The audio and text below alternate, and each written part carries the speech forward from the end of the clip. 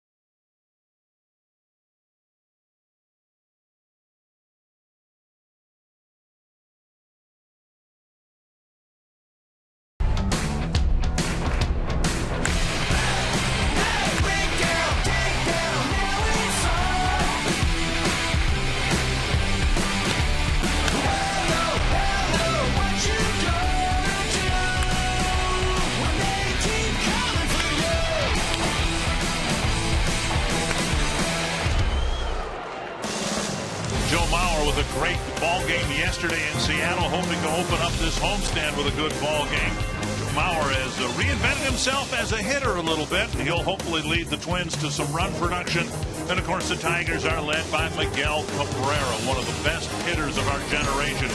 Cabrera red hot, and the Tigers are where they usually are, up at the top of the division. Dick Kramer along with Burt Blyleven, joined by Jack Morris here in just a little bit. The Tigers are where the Twins want to be, and that is up near the top of their division. And if they're going to get there, ultimately it's going to be pitching. Yeah, you mentioned Miguel Cabrera. Cabrera is one of the best hitters, three-time batting champ, two-time All-Star, and this guy is just unbelievable as far as his power. When you look at Cabrera, let's look at his hot zone. Just a guy that likes the ball up in the zone. Again, ball thigh high up. Cabrera just can hammer that ball to all fields, and that's what makes him such a good hitter. And Cabrera and the Tigers will be facing the left-hander Tommy Milone for the Twins. Yeah, Tommy Milone, you can see his hot spots and where he wants to pitch. And against Miguel Cabrera, we're going to show you a good pitch and a bad pitch. And right here, ball it left up. Cabrera just kind of fought it off, the ball up in the zone. So what does Tommy try to do to get him out? That hard breaking ball down and in, and that's a strikeout. Well, the Twins have a tough assignment here. They did not fare very well against the Detroit Tigers in the opening series, and Jack Morris ultimately, if they are going to beat the Tigers, are going to have to at some point outpitch them. No question about it, and they might be able to do that with a hot-hitting Joe Mauer at the plate. We're going to take a look at what Joe Mauer's been able to do lately, very similar to Miguel Cabrera, one of the game's best hitters. There's the ball. The red spots is where Joe likes the ball, and most of those are fastballs. He's able to handle the ball up in the zone. He's able to handle this one inner half, belt high, just below the belt, and he's able to fight it off in the middle. And then when they go away and down, he's able to handle that one pretty good. So Joe Mauer can cover all aspects of the plate, too. There's one away, belt high, that he's able to hit the opposite way. And we look at David Price. There's the numbers that David has success. Up and in, up and away is number one thing, and the other one is in that 167 zone, down and in. So David Price versus Joe Mauer. Again, two great players. One guy, perfect pitch inner half, but Joe's able to inside out, that classic swing. And that one right there, down and away. That's the one David's going to have to go to and take his chances with Joe Mauer. Well, Joe had a great day at the ballpark yesterday against left-handed pitching, but he's facing one of the league's best in David Price. And Miguel Cabrera and the Tigers make their first visit to Target Field this year when we come back.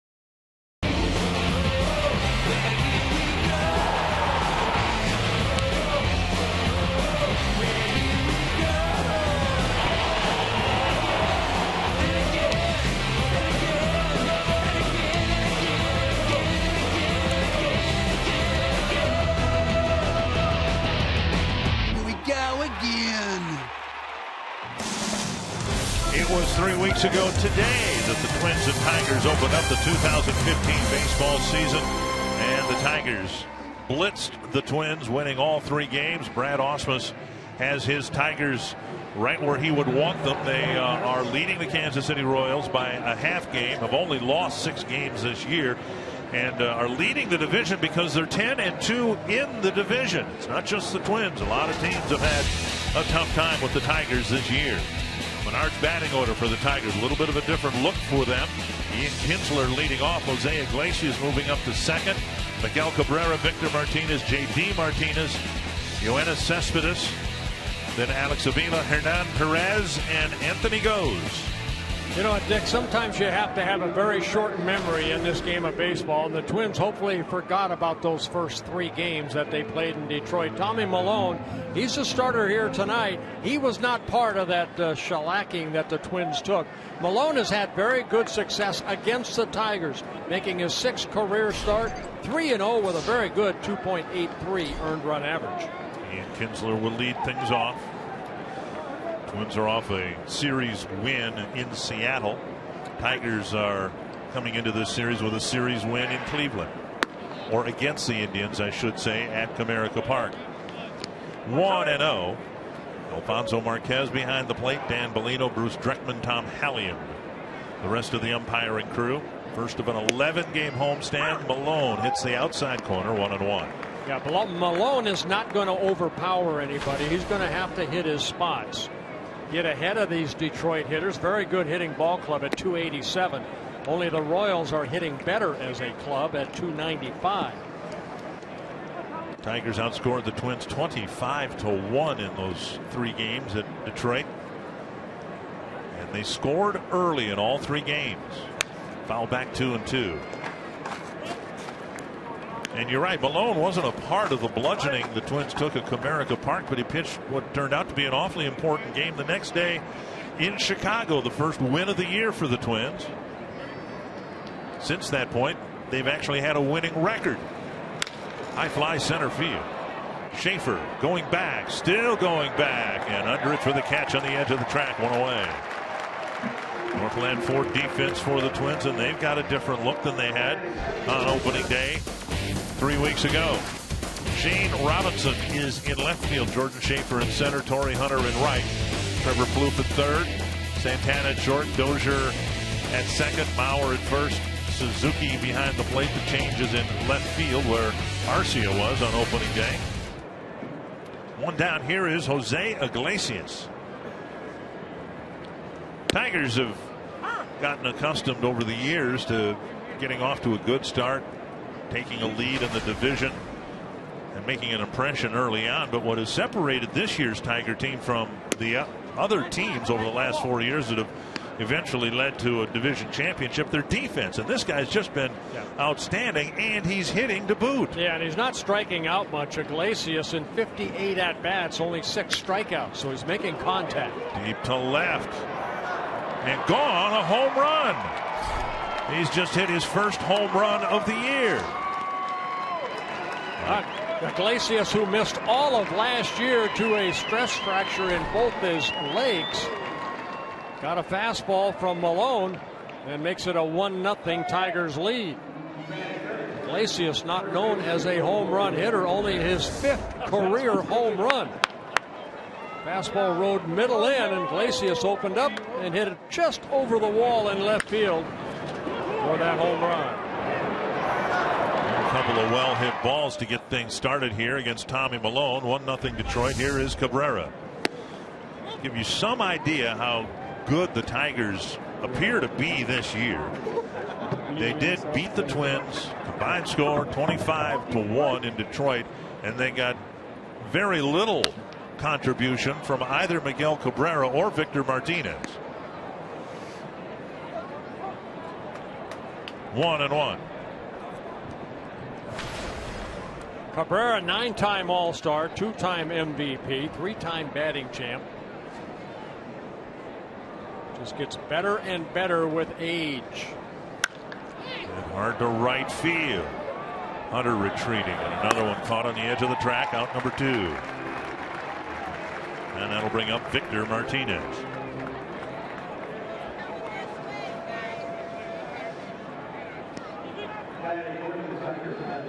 Tigers have the best record in the American League, a half game ahead of the Royals. Detroit and Kansas City, the only teams in the American League Central with a winning mark. Twins hope that by the end of this 11-game homestand, they will have a winning record. Had a good first homestand with a 4-2 mark. On the outside corner to Victor Martinez. Yeah, Victor Martinez kind of off to a slow start for his standards, hitting only .245, but as a right-handed hitter, hitting .417. Only .189 as a left-handed hitter. Tapper up the line, and Martinez may have fouled it off his foot. 2 strikes.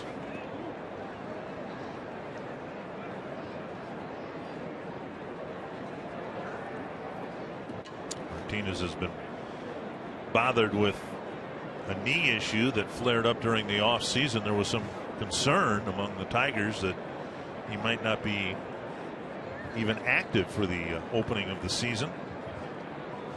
Yeah, in February he had left knee surgery. And a roller up the middle for a base hit.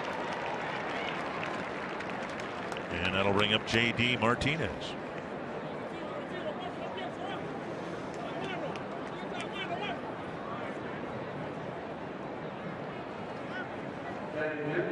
Martinez with a couple of home runs against the Twins in the opening series.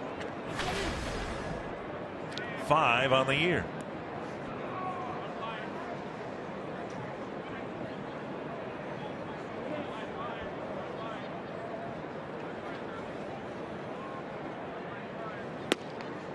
And a strike.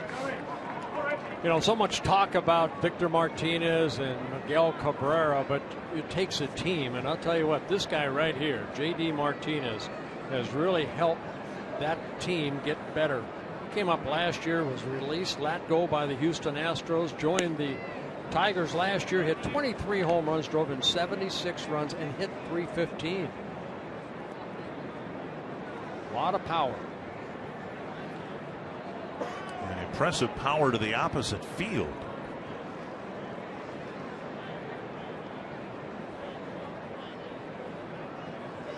And now outside 2-1.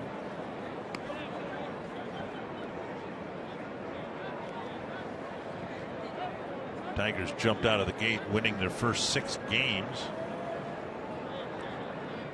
They've only lost 1 series, losing a series to the Yankees 3-1. Nice stop by Suzuki. So 6 losses on the year, 3 of them to the New York Yankees in 1 series. And the rest of the season's just been an odd loss here or there. There's Brad Ausmus, his 2nd season as manager of the Tigers.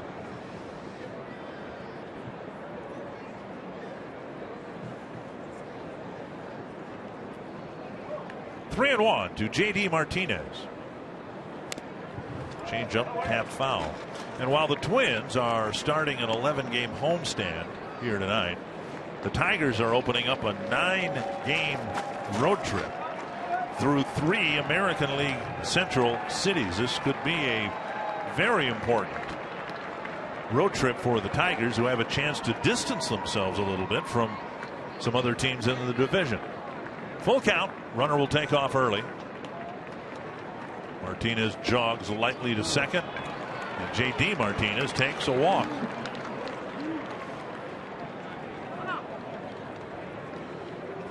It's a 1-0 game, and now here sits Yoenis Cespedes hitting 6th in this lineup. You waded through All-Stars Kinsler, Cabrera, Martinez, J.D. Martinez. You got 2 outs, and here's a guy hitting 6th who's won the home run derby in the All-Star game the last 2 years. In his first season with the Tigers, off to a very good start. 3 home runs. He's driven in 13 runs. Tigers playing their 20th game of the year. The Twins are 19th.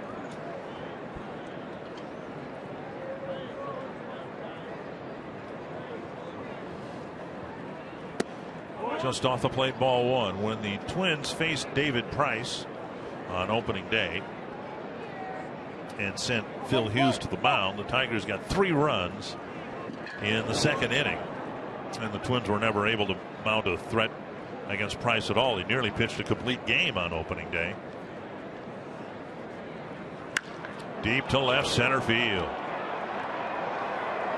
And gone into the bullpen. A 3-run home run and a quick 4-0 start for the Tigers. Ball not in far enough to Cespedes. He hits his 4th home run of the year. And just like that, the Tigers showing the offense they showed the Twins 3 weeks ago.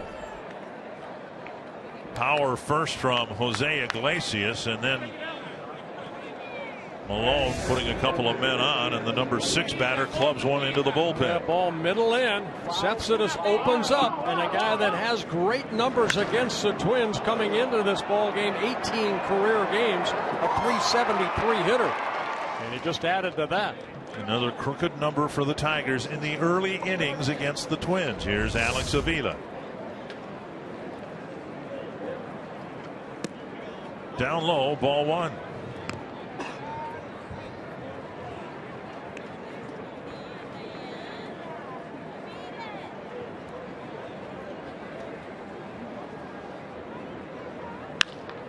Fouled away. 1-1. Malone making his 4th start of the year already has given up 5 home runs. With a strike on the batter, Plouffe now swings over to the right side of the infield. 1-1.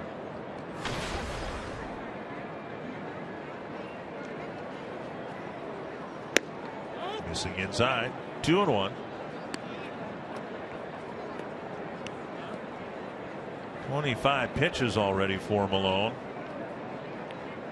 and 2 of them have been hit over the fence. It's to the left field corner, and a foul ball.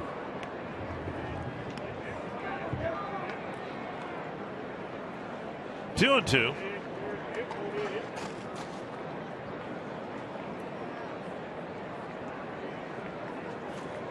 Avila, 37 at bats and 14 strikeouts. This Tiger team will strike out a lot. Malone not known as a strikeout pitcher. 2 outs have been recorded on deep fly balls.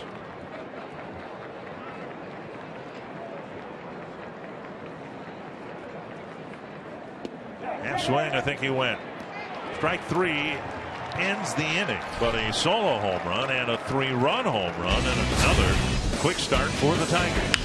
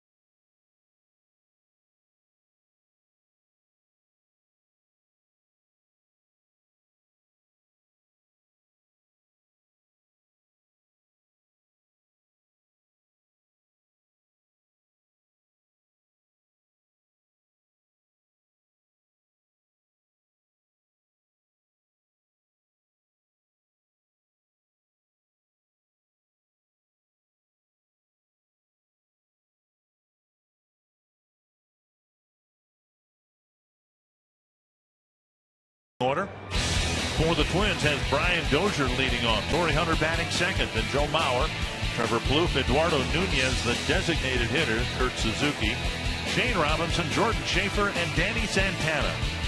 And they'll face left-handed hard-throwing David Price, making his 5th start, looking for his 2nd win. He's coming off one of the shortest starts of his career against the Yankees last Wednesday. Through only 2 1/3 innings, gave up 10 hits and 8 runs. The temperature that day, in terms of Fahrenheit degrees, about half of what it is here tonight. It's a very pleasant evening, but it was in the mid-30s by game time. Snowflakes flying through the air at Comerica Park. 1-0 to Dozier. Hook foul. Northland Ford defense for the Tigers, and they are very good out in the field, or at least have been so far this year. Cespedes with a cannon of an arm in left field. Anthony Gose can fly in center field. J.D. Martinez in right. Perez, the third baseman today. Iglesias very good at short, as is Kinsler at second. Cabrera underrated at first, and Avila behind the plate. In the dirt, 2-1. Dozier, Hunter, and Mauer probably at this point trying to forget that it's 4-0. You just try to see if you can get a run back here this inning and work your way back against a former Cy Young Award winner.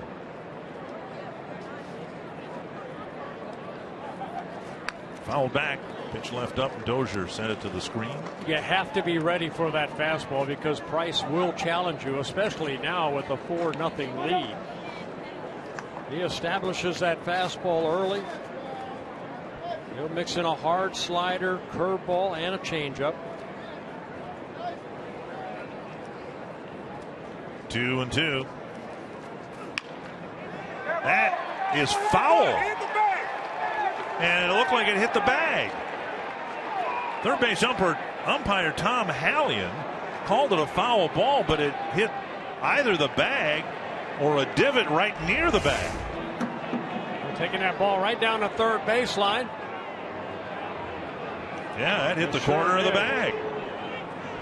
So umpires will meet here.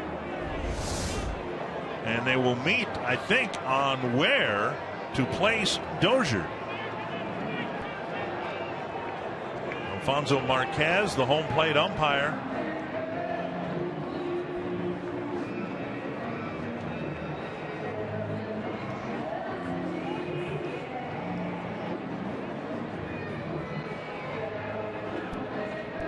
Remember how this well, let's see what they rule here. They're going to review it. Good. Or maybe they're just going to explain to Brad Ausmus what their decision is here. And Dozier has been awarded second base. At least he's headed there. So Tom Hallion overruled by the umpires. You can see it hit the very corner of the bag. And then watch the ball ricochet toward the stands. Dozier saying, no, that hit the bag. So it's a leadoff double for Dozier, and now Torrey Hunter.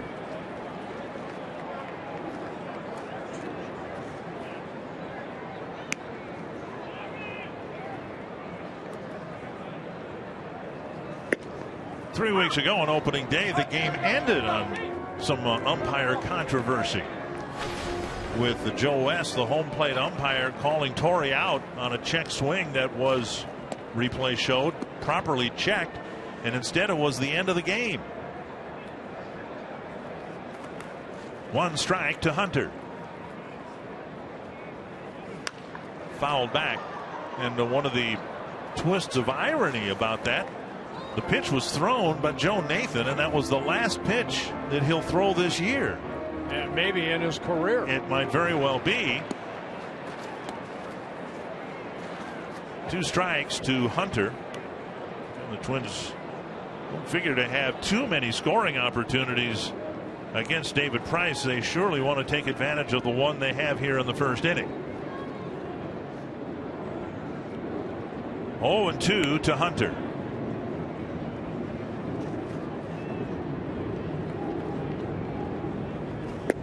Checked his swing. And Alfonso Marquez doing what Joe West should have done on opening day. He checked with the first base umpire. Well, Torrey Hunter, a .308 hitter against David Price, and Torrey able to hold up. 8 hits and 26 at-bats with a home run. Detroit outfield playing Torrey to hit the ball the other way. 1-2. And a foul at the plate.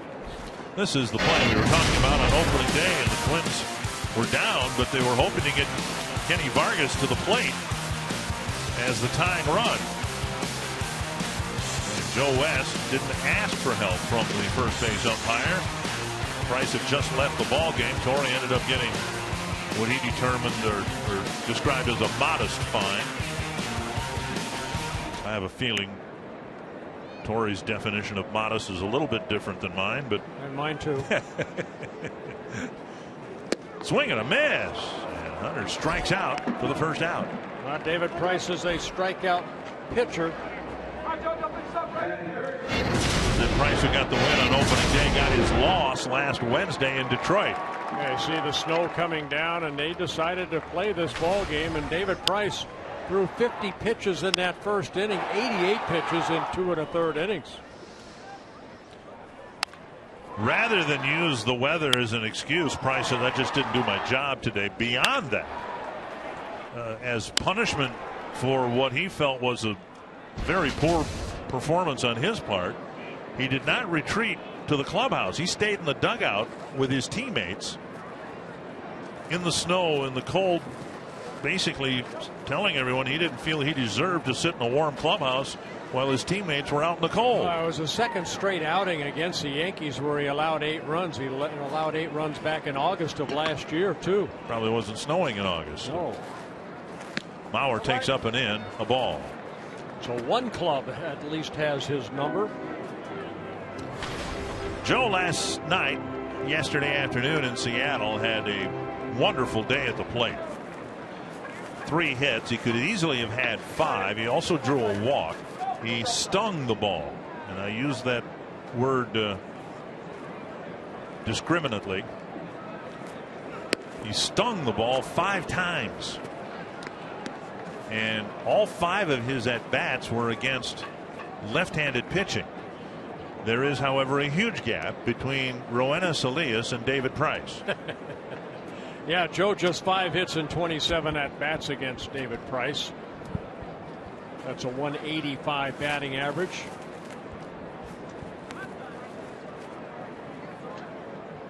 One and one. Fly ball to center, hit right at Anthony Goes. He drifts over to the gap a little bit, 2 away. And that'll bring up Plouffe.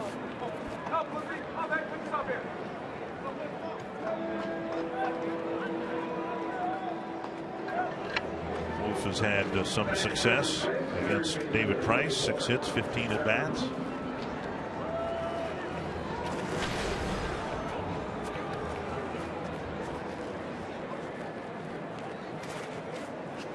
Tigers pitching so well this year, having lost Max Scherzer to free agency, having traded Rick Porcello, haven't gotten a pitch thrown yet from Justin Verlander. Swing and a miss by Plouffe. Good changeup right there by Price. Yeah, the starters combined 11 wins, 5 losses for the Tigers. Very good. 3.38 earned run average.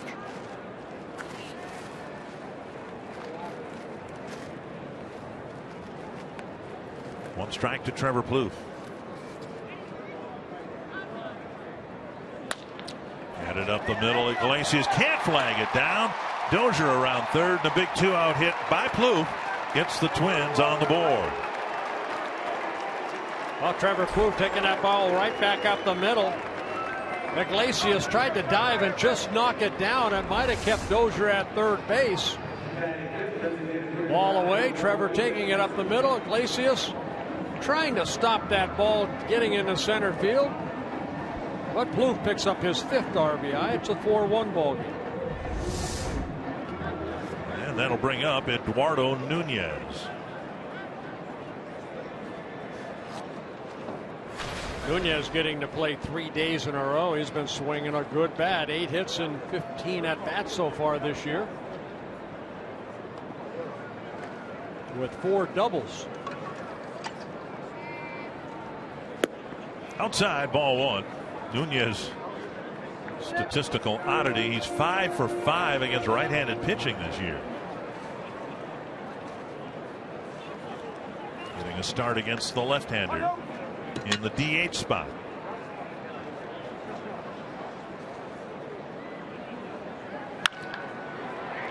Kinsler gobbles it up, and that takes care of the Twins in the first. But they get a leadoff double and turn it into a run. It's 4-1.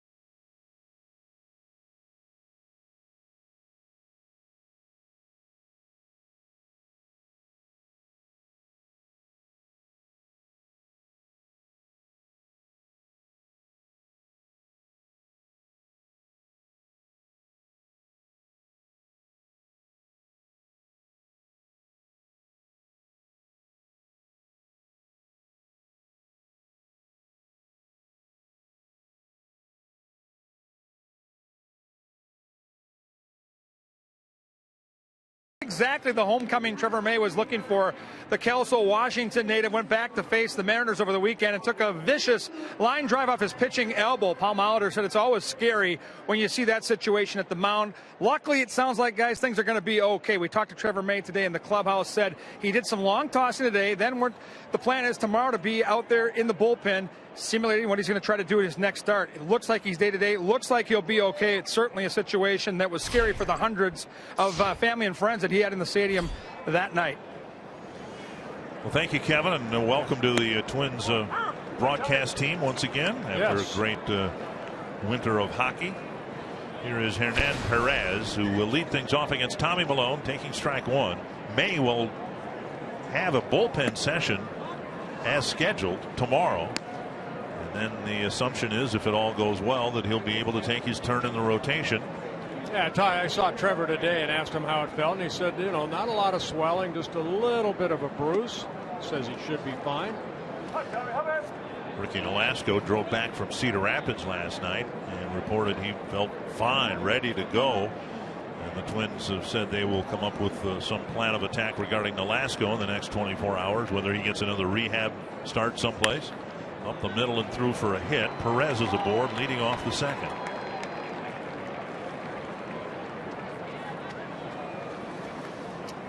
And our Sanford Health injury report, awful news for the Cardinals. Adam Wainwright not pitching, but instead trying to leave the batter's box.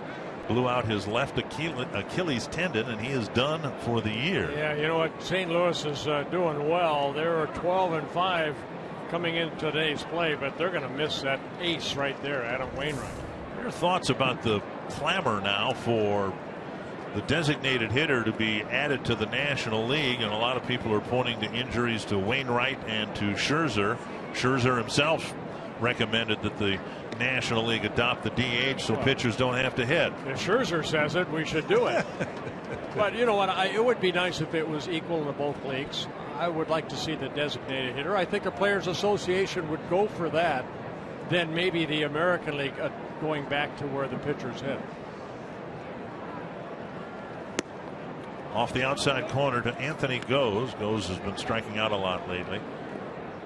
I'm amused by it because to me it's nonsensical to even have the debate now, because a guy was leaving the batter's box. He could have done the same thing leaving the mound covering to first base. It was a quick start reaction, trying to get out of the batter's box. There goes the runner from first. Great jump.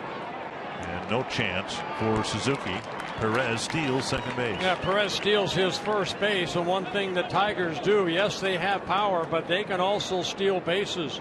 22 stolen bases now for the Tigers in 27 attempts. And Malone very good at holding on runners, but Perez read him perfectly. 15th stolen base allowed by the Twins. They've only stolen 5 on their own, and no catcher. Neither Suzuki nor Herman has thrown out a base stealer yet. You would have to have a cannon to throw anybody out there. 90% of it is because of the pitcher. 2-0 to Goes, and he takes a strike again, showing bunt. Malone right now, he gave up 4 runs in the first, but you have to find a way to keep it at that. And right now, he's just not hitting his spots. And he's got to throw strikes to this guy, even though he's squaring around to bunt, because he's very strikeout prone. 45 at bats and 19 strikeouts. 2-1. And now 2-2. Yeah, that average at 333 because he got 2 or 3 hits almost every game for the first week. Well, the strikeouts have really piled up for Goes, getting a chance to play against a lefty here because Rajai Davis strained a groin muscle in yesterday's game, so they want to sit him down for a day. 2-2 to the Tigers center fielder. Breaking ball in the dirt. Suzuki can't keep it near the dirt, and so Perez alertly scampers to third. That's a full count to Goes. And it'll be a wild pitch charged to Tommy Malone, his 3rd wild pitch of the year. This being his 4th start. Breaking ball just on the other side of home plate, getting away from Suzuki, and Perez scoots to third. Infield in, and Malone really wants to bear down and strike out Goes now. Kinsler on deck.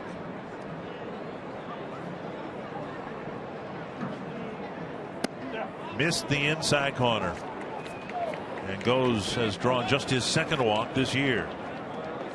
Speed at third, speed at first, nobody out.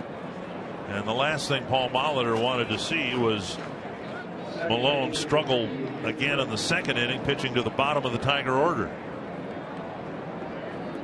Here is Kinsler.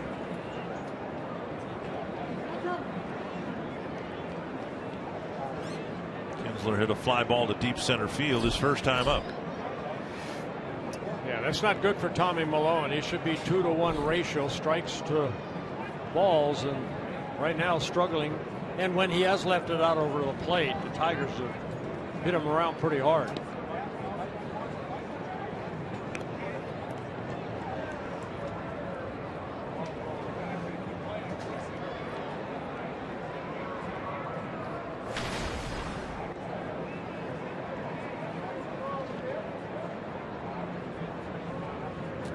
Check of the runner at first.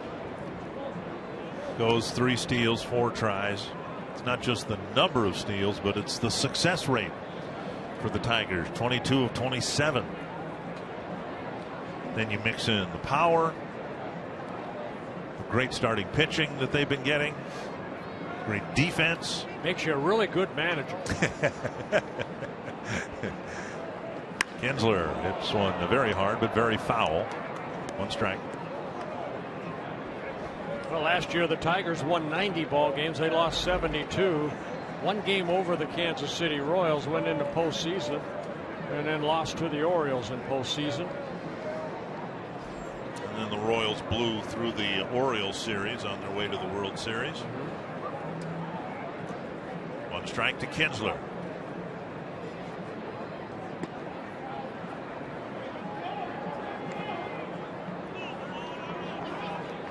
Mentioned a lot of all-stars on that roster for the Tigers. Kinsler, a 4-time all-star, 3 with the Rangers, and then he made the all-star team last year in his first season with the Tigers. Outside.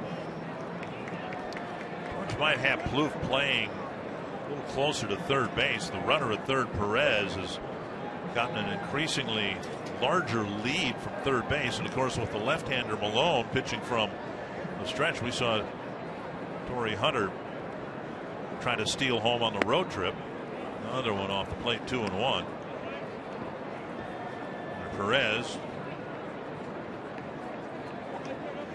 Well, you can almost see the wheels turning for Tommy Malone, because he's a guy that when he struggles early, he'll try to find a way to get through and get deeper in the ball game, but he's struggling here in the second. 2-1 to Kinsler. Picked off by Santana, out at second, relay to first, double play. Wow. Marvelously started by Danny Santana. Kinsler hitting this ball right on the button, but Santana backpedaling and making a great stop. Then a quick flip over to Dozier, and Dozier got rid of that ball very quickly. So a great turn of a double play. Yeah, one hop right there. Dozier quick relay over to Mauer. And Perez does score, makes it a 5-1 ball game, but one great double play turn.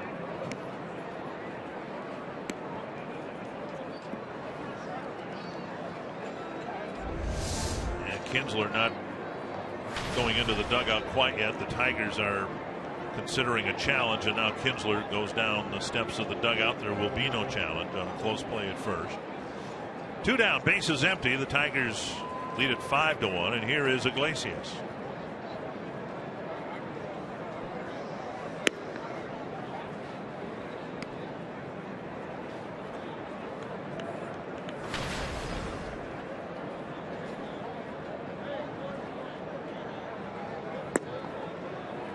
And 2-0. Again, Malone having a hard time hitting his spots, either missing the plate altogether or catching too much of it. Strike. Tigers had plenty of shortstops, and what they lacked in quality, they made up for in quantity last year, and they're hoping this guy will just anchor that position for many years to come. Rough start to the inning. The Tigers get another one. It's 5-1.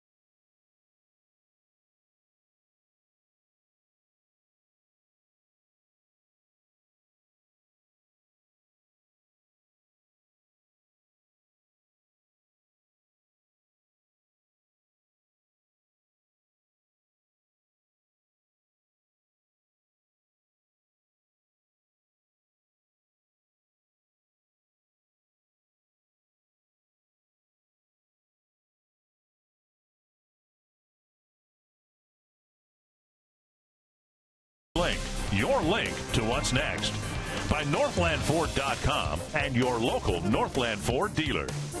And by Grand Casino. The best stories start here.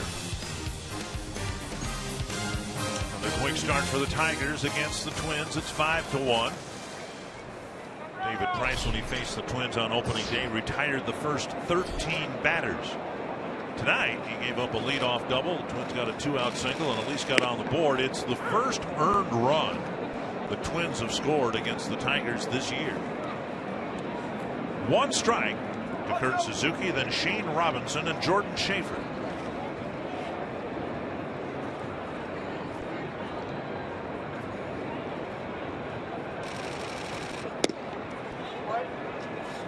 There really is no windup in Price's delivery. It's like every pitch is from the stretch. Doesn't move his arms, either one of them, in the delivery. See how he has that foot planted against that pitching rubber. Picks it up and then lets it fly. This to the right field corner, chased by Martinez. He's there. And Suzuki's retired one away.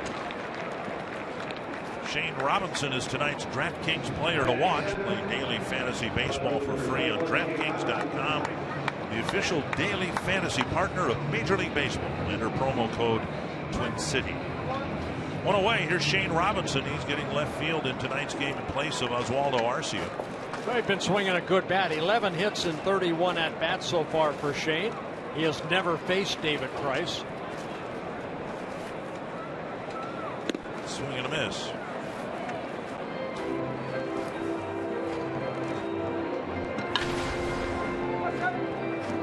Shane, 30 years old, 5'9", 165. As he gets more playing time and continues to pick up hits, multi-hit games along the way, he's become more and more of a subject in Paul Molitor's media session every day. And Molitor again today talking about Robinson and what he appreciates about him. Basically calling him a sponge. He wants to learn more. Right.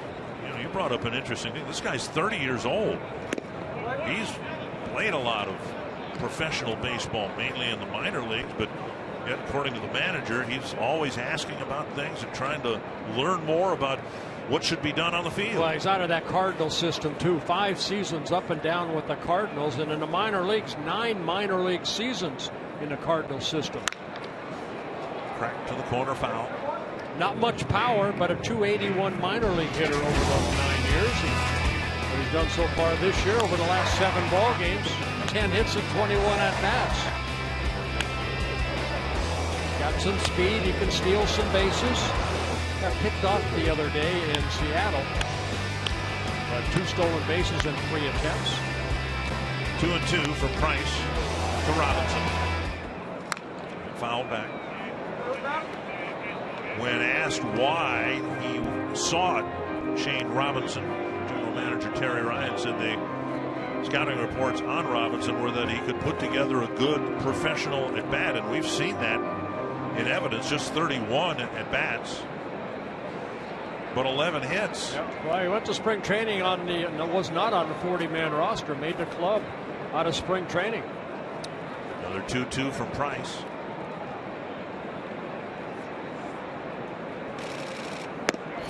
And he takes ball 3. He's walked a couple of times. He has struck out 6 times.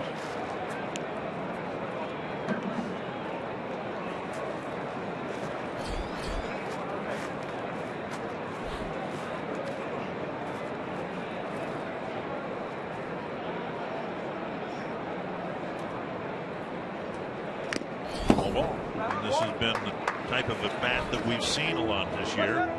Price among the best pitchers in the game, and Robinson's giving him a battle here.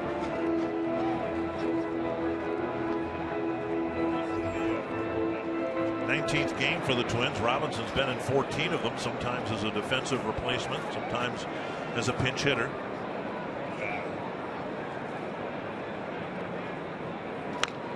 Another foul back. And what that does, it makes that pitcher throw more pitches. 8 pitches so far in this at bat. In 2012, Robinson played in 102 games for the Cardinals, but had just 166 at bats. So he came off the bench a lot for the Cardinals back then. Getting a chance to start against a former Cy Young Award winner. And he took ball 4. And Robinson works a walk against David Price with 1 out in the second. And now for our Never Stop Improving, presented by Lowe's. The Twins have certainly shown improvement over the last last 11 games. The starting pitching has been better. The batting average is better. Still room for some improvement there, but look at the ERA. More than half of what it was in the first week of the season. That was what we saw the last 4 years on your left, and currently over the last 11 games. We haven't seen 11 starts in a row like that probably since 2010. Nevertheless, the Tigers have an early 5-1 lead here, and it's Jordan Schaefer hitting in the 8th spot.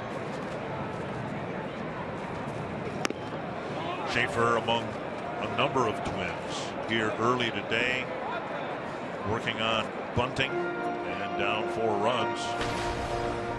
Twins need base runners, and Schaefer threatened to drop one down. Well, also what that does, you know, Price throws that ball 93 to 95, and if you're a little tardy and you can get it past that third base, it makes Perez come in almost on the grass. 1-0. And a fastball in the outside corner. You have to be ready to swing the bat against Price because he does not walk that many. He did walk Robinson, but over his career averaged just 2.4 walks per 9 innings. A guy that's pitched almost 1,300 innings. Only 333 walks. Vila sets up outside. The ball slapped to left, a base hit. And the Twins taking advantage of a 1-out walk.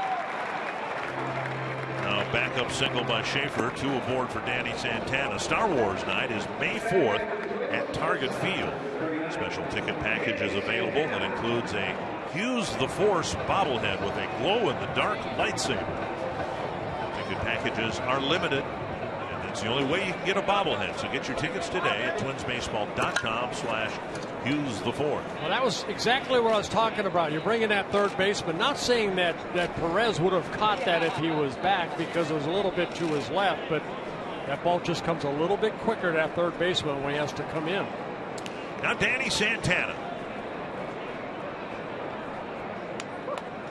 Expect we might see Santana hitting 9th for a while until he gets his confidence back. Both he and Kenny Vargas have really struggled in their first April in the big leagues. I think this is a great move by Paul Molitor, putting him in that number 9 hole.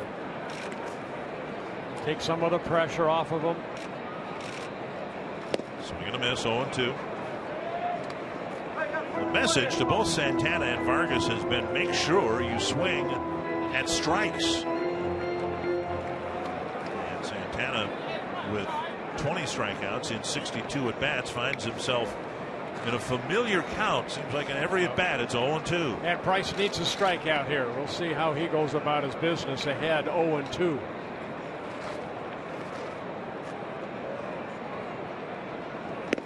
Came after him with a fastball. A good one.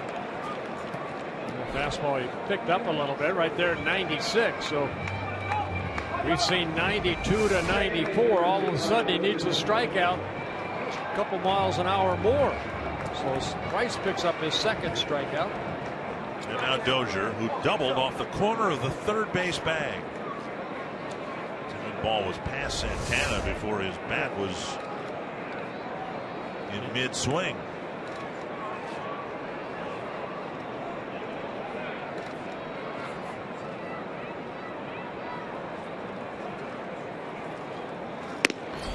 Crackling fastball again at 96.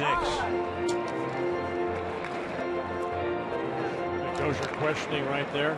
No, Alfonso Marquez, if that ball was a little high. He said it sounded high. 1 strike to Dozier.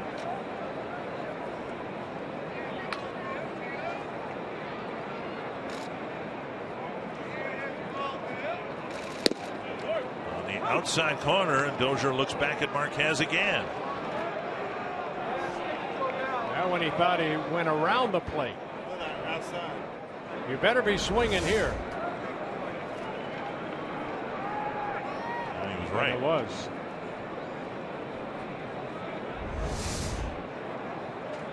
Oh, 0-2 to Dozier.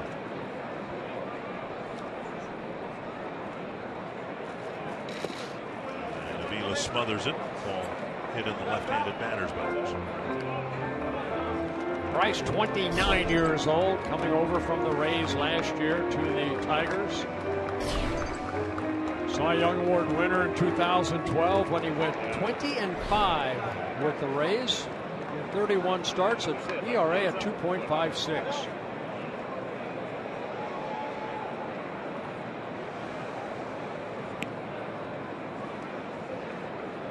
One and two to Dozier. So Price got into a little bit of a jam with a walk and a single. 7 pitches later, he has 2 strikeouts, and the Twins strand 2 men aboard. It's 5-1.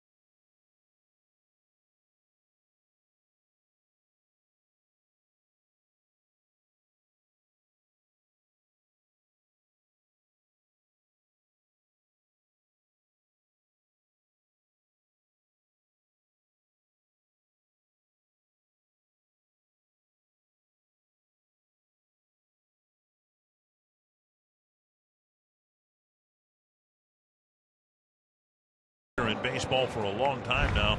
Since the 2007 season, he ranks first in all 4 of these main offensive categories, and his lead over second place in the category is rather substantial. Be hard pressed to come up with anybody else who's offensively a better player in the game than Miguel Cabrera has been now for these many years. We were talking about this before the game. We all marveled at Joe Mauer's year in 2009 and the mix of on-base percentage, batting average, and power that he showed in just 5 months. He didn't play it all in April. He won the league MVP, and Cabrera has done that every year and then some. I mean, he's 40 a home run a year guy. Joe's never hit 30. 11 straight seasons Cabrera has hit 25 home runs or more, driven in over 100 runs, and has hit 290 or better. I think the only one that's ever done that, I think, is Joe DiMaggio. I think is the only other player. 2-1. And called strike 2-2. He just uses the whole field. Tremendous power. He just thrashed Cleveland pitching over the weekend. When they did pitch to him, they tried walking him. They gave him 3 intentional walks in one game. Suzuki held it, pitch up and in, 2-2. And it's the extra base power and a discerning eye, I guess. It's such a deadly combination. Up the middle, and a 5-hop single up the middle. And if you're pitching to this guy, you almost are relieved. And what's amazing is he's only 31 years old, he's 32 years old. And he's already in his 13th season. Tonight's Cold Hard Facts brought to you by Clean, Crisp Coors Light. Career batting average, Cabrera among active players. A couple points ahead of Mauer and Ichiro, Pujols, Votto. But again, it's the extra base power that separates Cabrera from Mauer and Suzuki.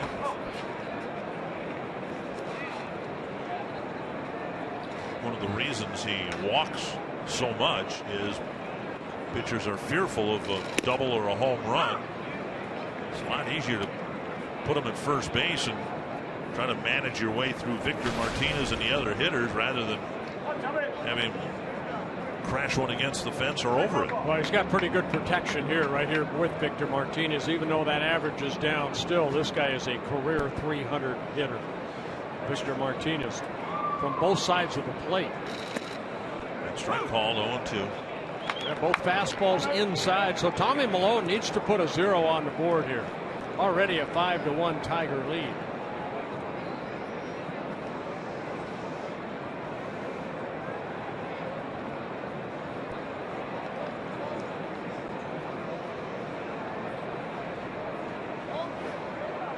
Going back inside again. A breaking ball. And he got a piece of it. I don't know that there would be a better mentor, somebody to watch if you're Arcia or Vargas, Santana, among Latin ball players than this guy, because this Victor Martinez is the total package in terms of, as you said, it can hit for a power and average from both sides of the plate, and you have to throw the ball over the plate. He doesn't chase very often. Wrapped to third. Plouffe should be able to start a double play. And it's the second double play in as many innings that the Twins have turned. And that's what you're hoping off the bat of Martinez, is a ground ball at somebody, because with those bad knees, he's not going to get out of that batter's box very quickly, and it was an easy double play. 2 down, and that'll bring up J.D. Martinez.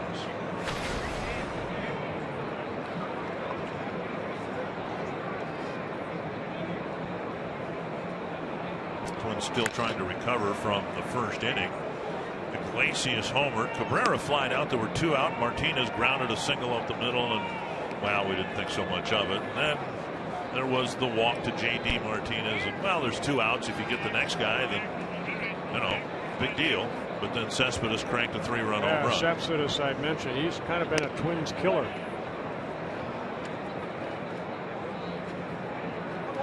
One and one to J.D. Martinez.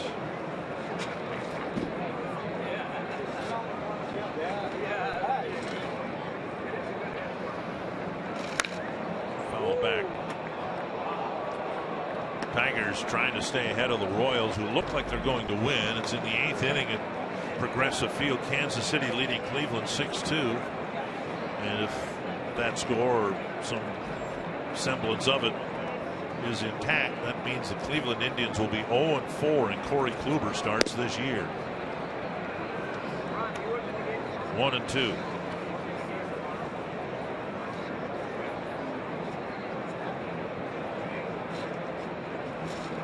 Kinsler and Verlander on the rail. Verlander on the disabled list. Boy, good pitch right there.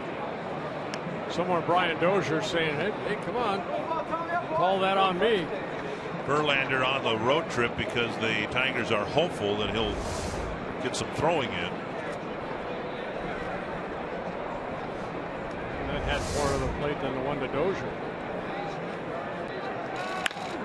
And hooked into left, a base hit for J.D. Martinez. Yeah, that breaking ball right there just kind of flat. And Martinez got out front, got the big part of the bat on it, and picks up a base hit. 14 batters have faced Milone. He's retired only 6 of them. Take your family to the ballpark this summer in the Minnesota Twins, our family section, presented by Fox Sports North. Tickets in the alcohol-free section start at just $10 and include a free Schweigert hot dog and Pepsi. For ticket info, visit foxsportsnorth.com. Click on upcoming events on the Hot Topics bar.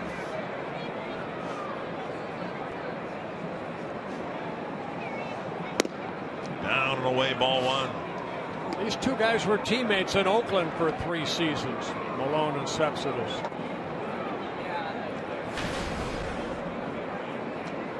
One and 0.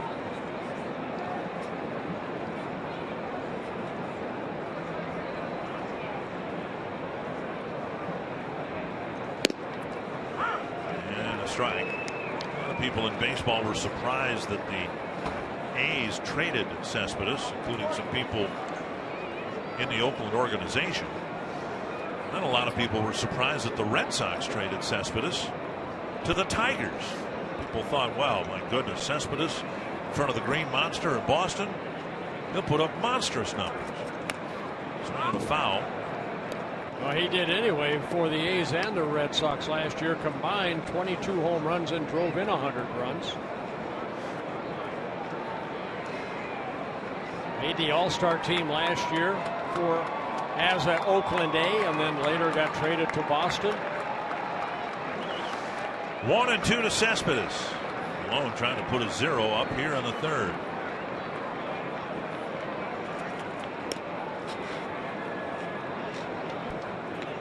Cespedes traded from the Red Sox to the Tigers because the Red Sox needed some starting pitching and they wanted Rick Porcello.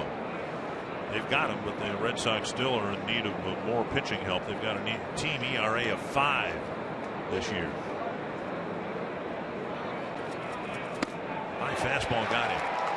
Took a while, but Malone ends up pitching a scoreless third, facing 4 men.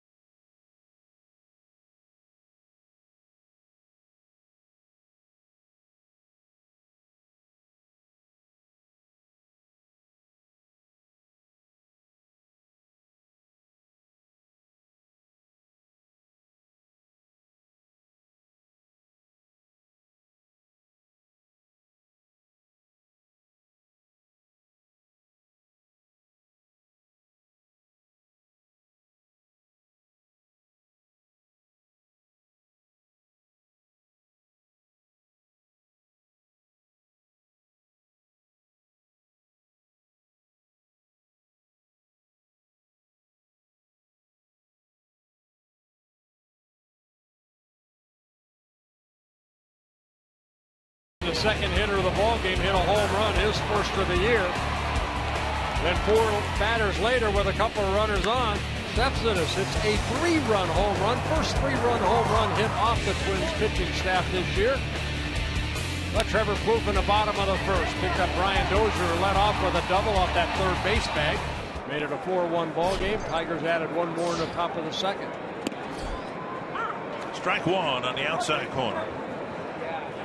Twins have gotten 3 hits and a walk against Price, just the 1 run so far. Price struck out Hunter in the first inning.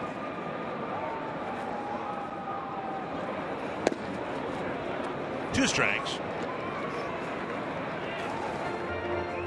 Hunter, Mauer, and Plouffe.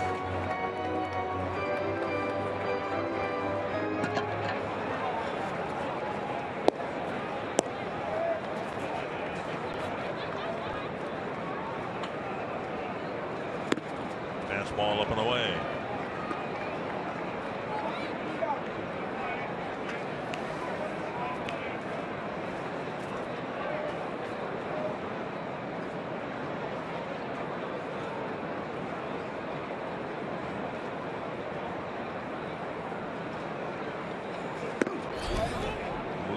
High, 95 miles per hour, 2-2. Torrey, of course, wore a Twins uniform for 11 seasons, an Angel uniform for 5, a Tigers for 2. Now with that Twins back on his chest.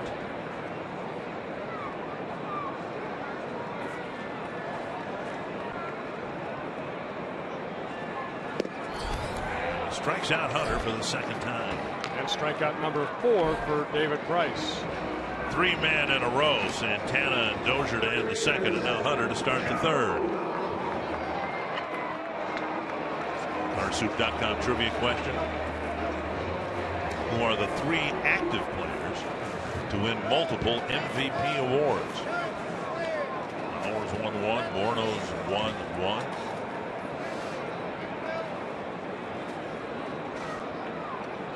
Just showed you one of them. Yep, Bauer with a fly to center his first time up.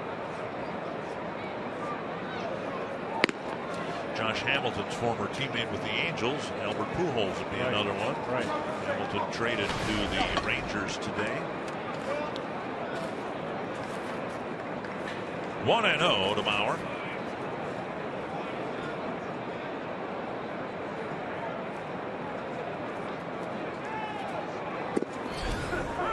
And strike called 1-1. David Price in his career, 6 wins, 3 losses. This is his 12th career start against the Twins. Here at Target Field in 6 starts, 2 and 3, so all 3 losses have come here. Inside 2-1. Bauer entered the game with an on-base percentage of .392. Batting average of just under 300 and an on-base percentage of just under 400.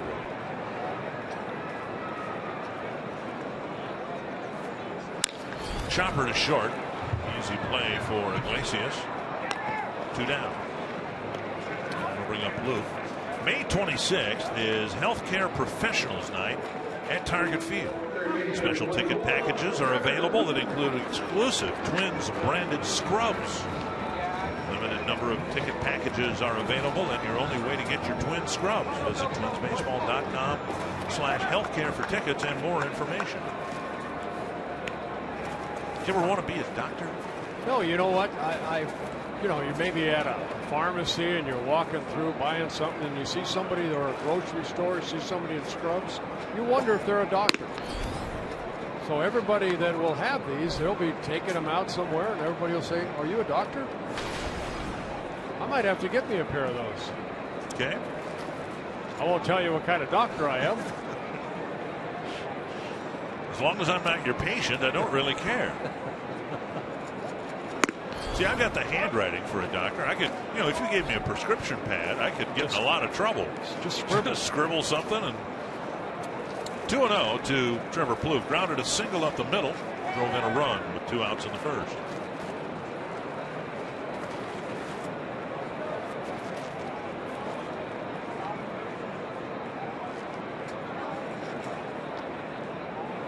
Doctors wear jackets? I was just told doctors don't wear scrubs. Well, if surgeons do. But if you're a surgeon, my goodness, that's great. I always wanted to be a brain surgeon. Did you? Yeah. A little self-examination. I would start on myself, yes. Strike call 2-2.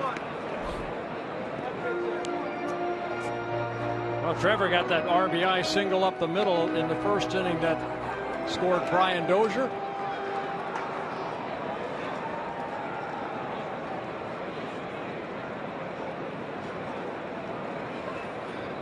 Price moving that ball around in his glove, as you can see.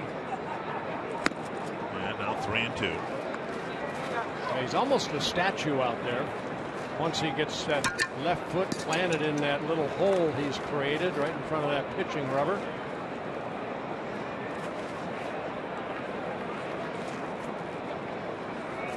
Moving that ball around, trying to find that right grip. Backhanded nicely by Perez. He sets and fires. Fine play by Hernan Perez at third base. Plouffe with a hot shot headed down the line, but it never got there.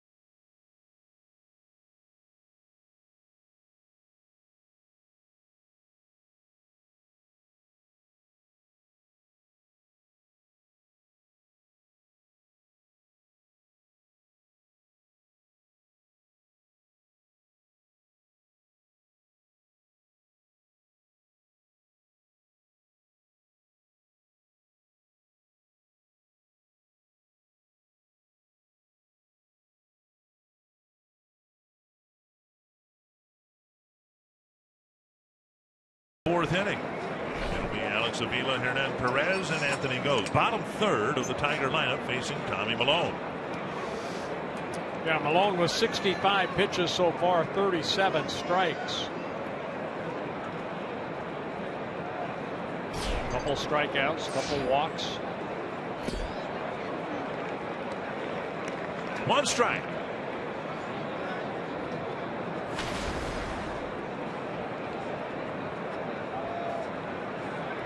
Avila went down swinging and called out on a check swing to wrap up the 4-run first inning. Tap foul.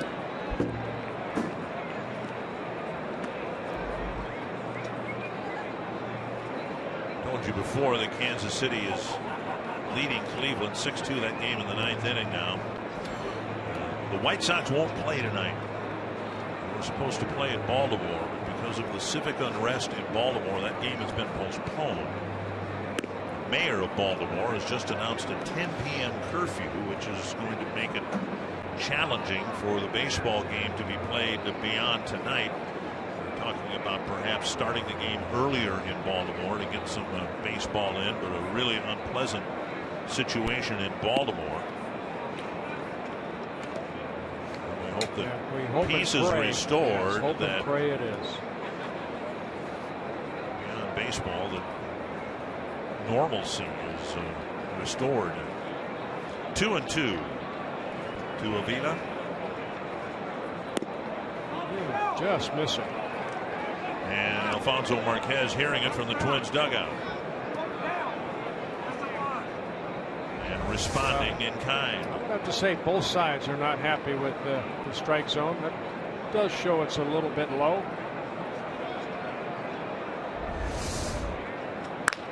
Right over the back of Malone. Santana is there and he throws him out. One down. And that'll bring up Perez. Good example, Dick, of what the shifts have done. I mean, you know, as a hitter, you're taught to hit everything back up the middle, and there's your shortstop playing up the middle. And as a pitcher, you'd be well advised to know where your infielders are, so you don't try to make a play on that. If your shortstop's playing right behind the mound, you see so many times a ball hit up the middle, and the pitchers, in part because they're the best athletes on the team, thank you, trying to react to a ball hit up the middle when sometimes they don't need to. Well, yeah, but your first reaction is go get the ball, so you don't really worry about who's behind you. You feel you can get the ball, go get it. To be honest with you, I didn't know. I didn't never move my infielders or outfielders. I didn't know where they were. Usually my outfielders were on top of the fence. Just waiting for action. Swing and a miss. But, you know, not that you would move them, but you'd want to know where, if there's an extreme shift, if you're going to have three infielders on one side or the other, as a pitcher, you'd want to know that, wouldn't you? You know what? I'd have a tough time. No, I wouldn't. I wouldn't want to know that because I'm not going to change the way that I'm going to try to get the guy out. Well, you're trying to strike everybody out. Well, no. I wanted that quick, hopefully 1, 2, 3 inning. Couple of chances for Santana, 2 down. And that's what Tommy Malone needs right here. You know, 27 pitches in the first, 18 in the second, 20 in the third. So if he wants to get into, say, the 6th inning, he needs some quick pitches. So far, 10 here in the 4th.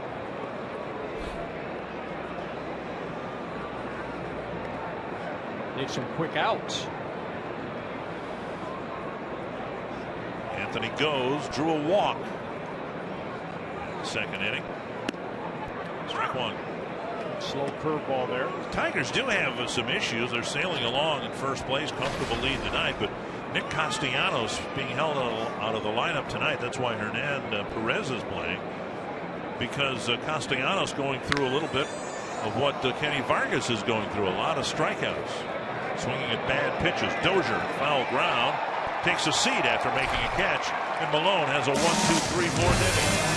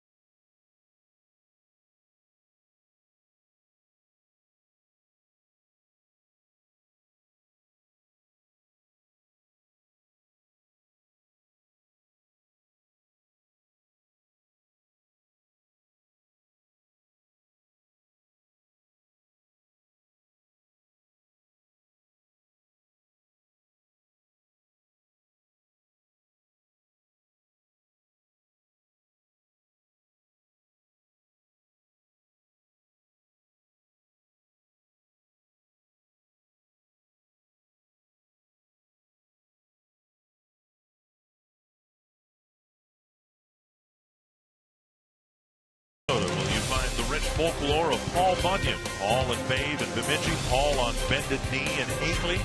And a talking Paul Bunyan in the Brainerd Lakes area.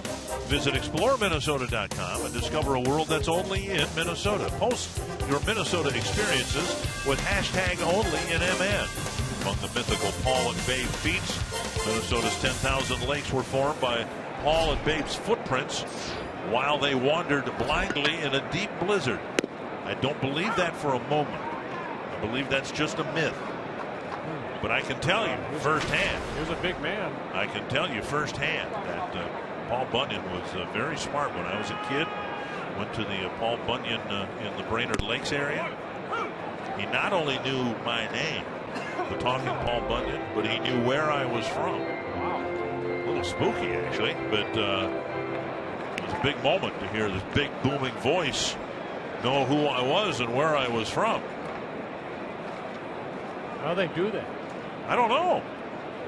Outside.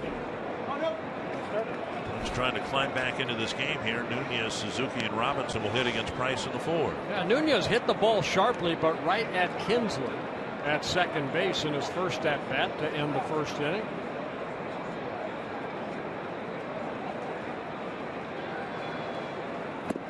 Checked his swing. 2-2.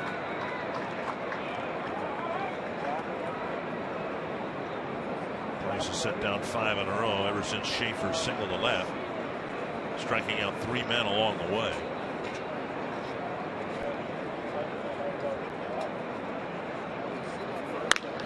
To the right field corner, turning right. Now Price has 87 major league wins and 185 major league starts. 52 losses, a very good 3.21 ERA. 11 complete games in his career, couple shutouts. Just a couple pitches away from shutting out the Twins on opening day.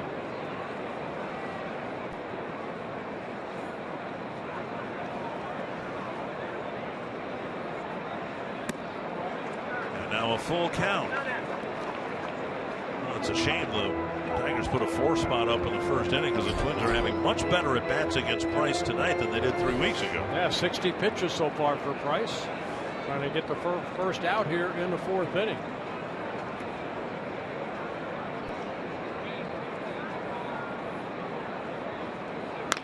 Foul back for the great at bat that Robinson had before drawing a 1-out walk in the second. 9-pitch at bat. Price faced the Twins. He had a perfect game into the 5th inning and nearly completed the game on opening day. Another 3-2 to Nunez. Struck him out.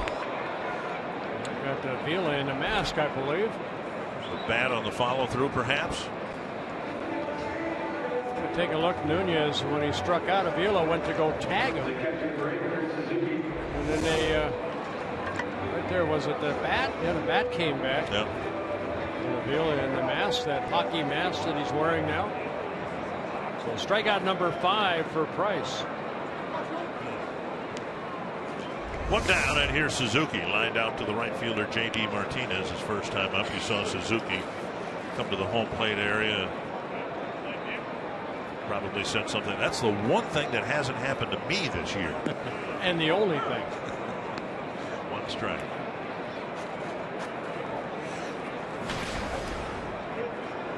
Suzuki off to a slow start. 10 hits and 50 at bats. Couple home runs. 1-1. Not to make light of the situation, because Avila has had a history of concussion issues, and he's gone to the hockey style mask to try to give him a little more protection in the event of something like that happening. 1-1. 2-1. And that's what they're trying to get Avila to do, is to get down like he did on that pitch to Price right there, to Suzuki right there. Try to get a little bit lower. He dropped to a knee. See if he does it again here. Down and in. And another 3-ball count. And Brad Ausmus, of course, a former catcher, working with Avila in spring training about that. Just trying to get a little bit lower. They felt he was sitting up a little bit too high, and a lot of the foul balls were coming right back at him. And Suzuki takes a walk. Second walk for Price. As you mentioned on opening day, David Price, what a start for him on opening day in Detroit. 13 up, 13 down. Ended up working 8 2/3 innings, no walks, 5 strikeouts. He beat Phil Hughes that day 4-0 to 101 pitches.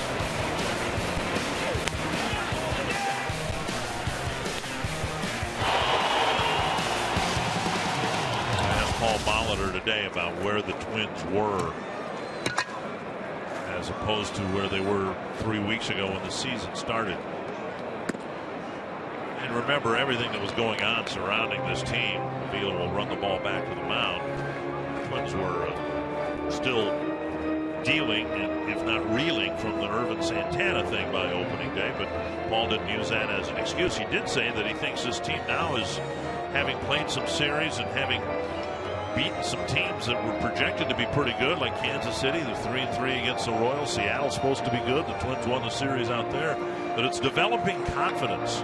So much of that, of course, centers around the starting pitching, which has been good. Not tonight, but it has been good for a week and a half. Yeah, just keep you in the game, and maybe good things will happen. It did on the road trip. Down and in, and Bryce suddenly's. Jeff Jones, the pitching coach, going to come out and try to settle his #1 left-hander. Quick trip to the mound by the pitching coach, Jeff Jones. To be his 70th pitch coming up here, and Price coming off one of the worst starts of his career. Got some early run support with a 4-run first before he threw his first pitch. But the Twins have had some better at bats. Still have just the 1 run.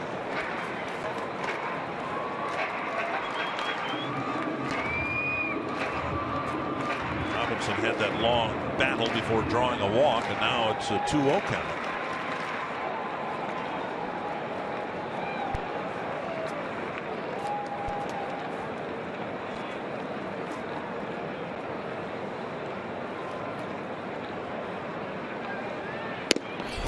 Two and one.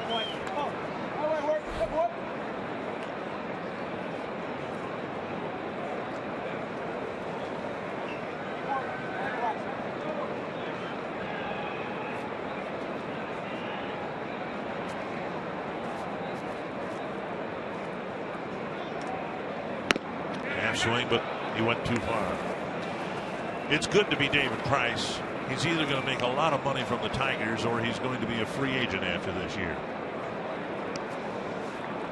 Very affable guy. Why wouldn't you be affable when you got great stuff out there? And a call, 3rd strike. Well, whatever Jeff Jones told him, he settled down nicely and threw 3 straight strikes. From 2-0 to 2-3. And a second out here in the 4th. Well, went to a fastball in. Watch Avila catch this ball. Catch it and frame it. And strikeout number 6. Schaefer slashed a single to left his first time up. Twins hit. That is the first strikeout looking. Had a threat built in the 2nd inning, a 1-out walk and a single, and then Price went to work striking out Santana and Dozier. Handle of the bat weakly toward the dugout. Schaefer might need a new stick. Schaefer had an 0 for 21 drought, but then he started now to pick up a few hits along the way.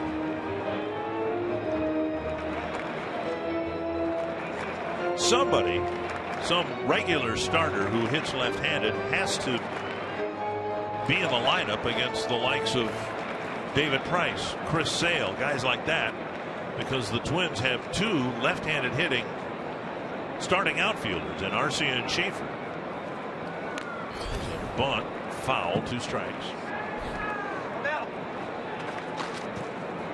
And the way Arcia has been struggling, Paul Molitor decided, look, let's let Schaefer swing away against the left-hander and let Arcia watch a game from the bench.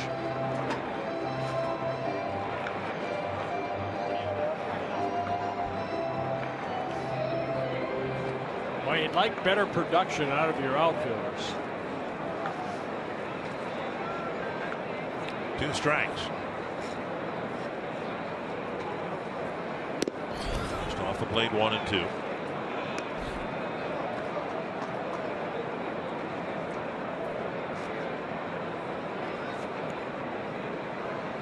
Schaefer, for the first time in his career, became a regular outfielder last year for the Twins. Saw a lot of time in left field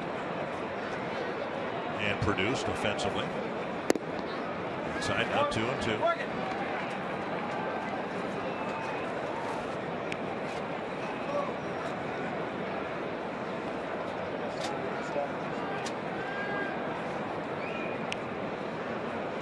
Price, one of those starters that the pitching coach, the manager, will go a little bit longer with because of the stuff he has, but this will be pitch number 77 already.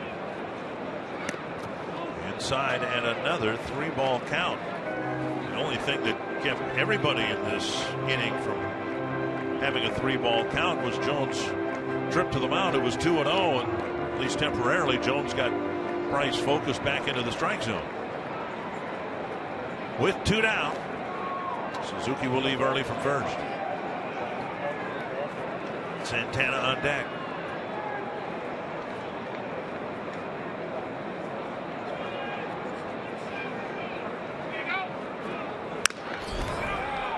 Dribbler toward first, Cabrera to Price, and that wraps up the 4th inning. It's 5-1 Detroit.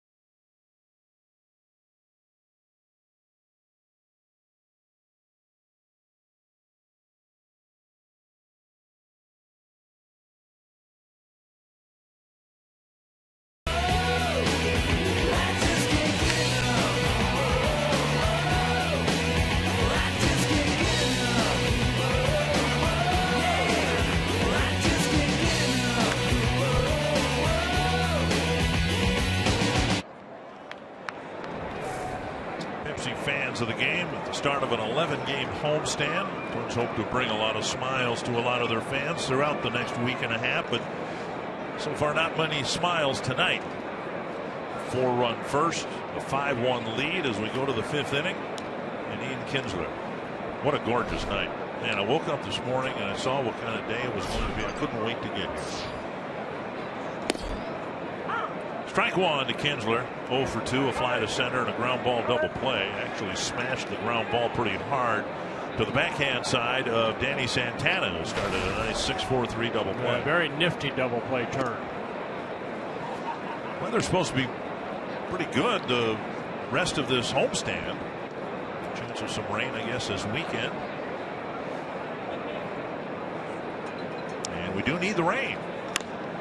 That's lobbed over the head of Plouffe down the left field line, and Kinsler with a big turn holds up with a single. Yeah, Kinsler, I mean, this guy's a good hitter. Went down to get that breaking ball, and like you said, almost like a tennis type serve just over the net, and the net being Trevor Plouffe at third base.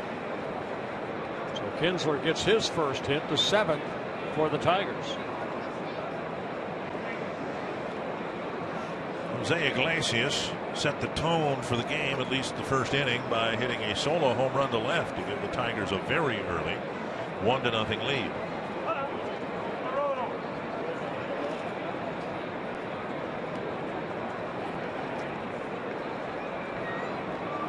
Malone came into the game with a 2-0 mark and an ERA of 3.38. It's gone up significantly today. Offered at it, strike one. Malone's ERA up to 4.76 here in the 5th inning. Think about this, Dick. Here you are, Jose Iglesias, just 25 years old, and you get to learn from that guy at first base, on that first base coach, Omar Vizquel, one of the best fielding shortstops in baseball. That man right there, he could pick it.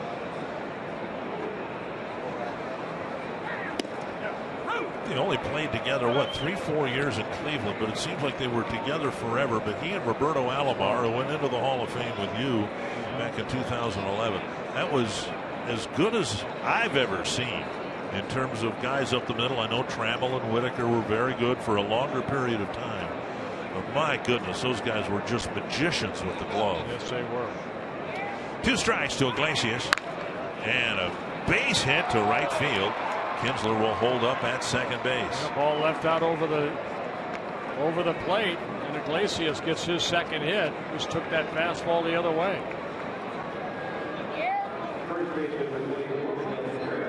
20 batters have come to the plate against Malone, and he's only retired half of them. 8 hits. Now the beginnings of some activity in the bullpen. First and second, nobody out for Cabrera.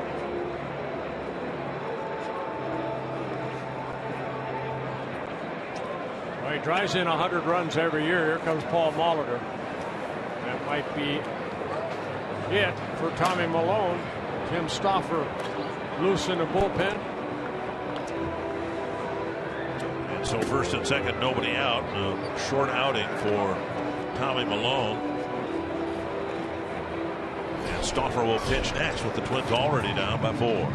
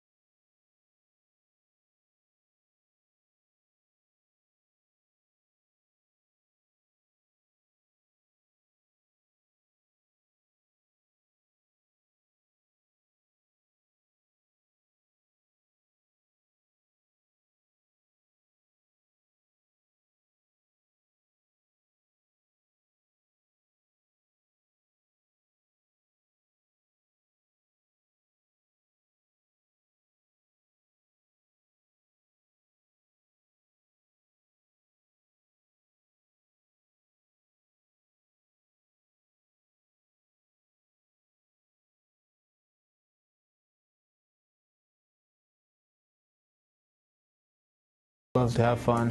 When you're facing a guy like that, bend but don't break. He makes adjustments pitch to pitch, probably as good as anybody I've faced. Top 3 hitters, best hitters in the league in every single category you can think of. It's an at-bat that's fun to have, though, because you know it's going to be a battle.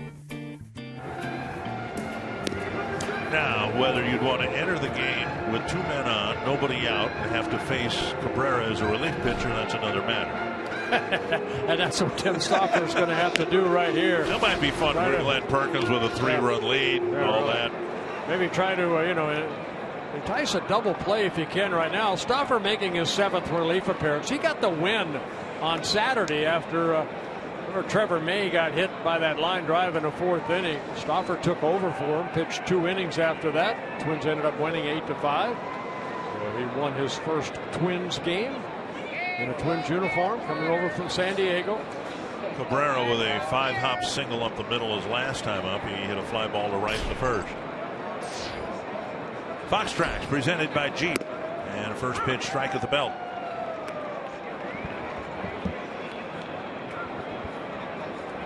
Stauffer has shown some signs of regaining some velocity that Twins thought would be there that wasn't in spring training.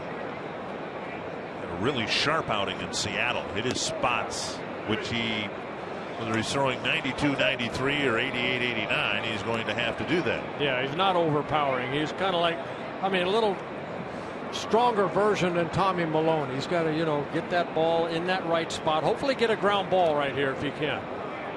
1-1 to Cabrera.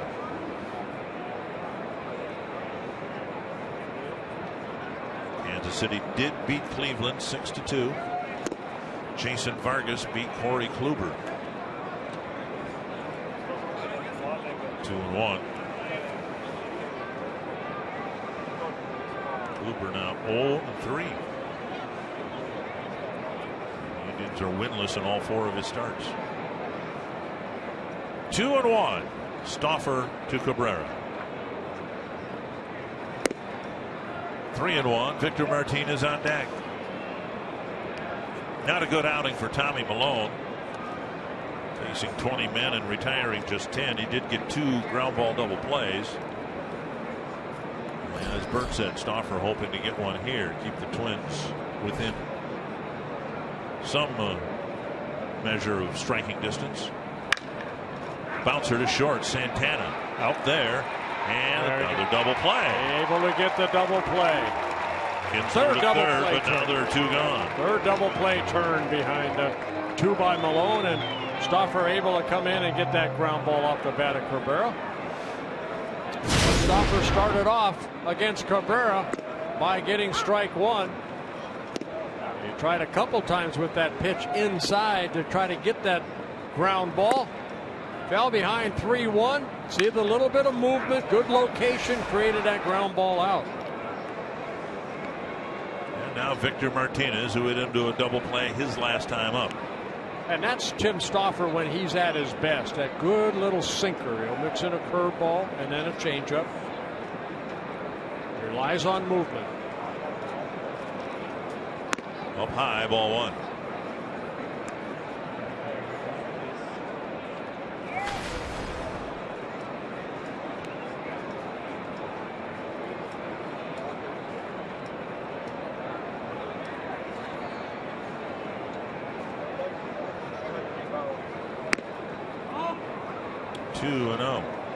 Martinez now hitting as a left-handed hitter where he's hitting only 189.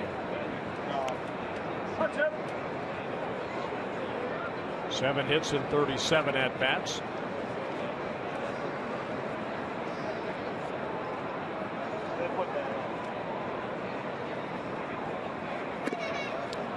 Three 3-0. J.D. Martinez on deck.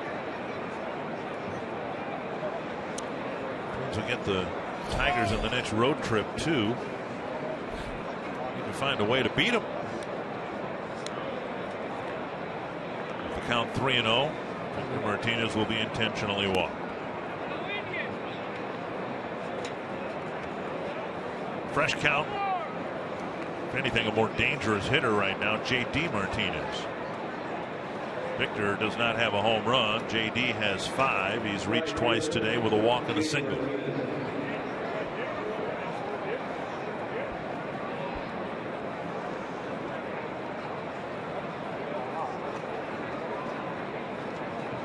J.D. Julio Daniel Martinez, born in Miami, Florida. bouncer to short. Santana underhands, and Stauffer gets 3 ground ball outs. The Tigers come up empty in the 5th.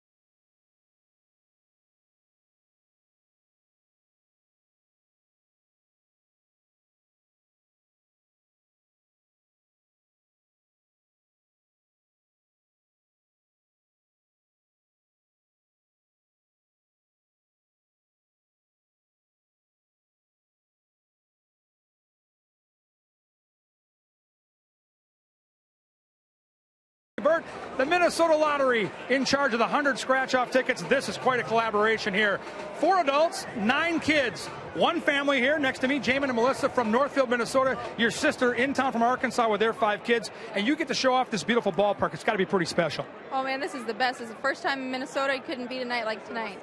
They're from Arkansas, but they're obviously big Twins fans. Oh, absolutely. We're Twins fans. That means they're Twins fans. Well, you're getting circled right now by a Hall of Famer, and you're getting 100 scratch-off tickets from the Minnesota State Lottery. Fun and games for everybody here at the park tonight, guys. Thank you, Kevin. What a beautiful little baby right there. Santana rolls a bunt foul, 1 strike. Santana struck out on 3 pitches in the 2nd. Baseball is a family affair, is it not? Yes, it is.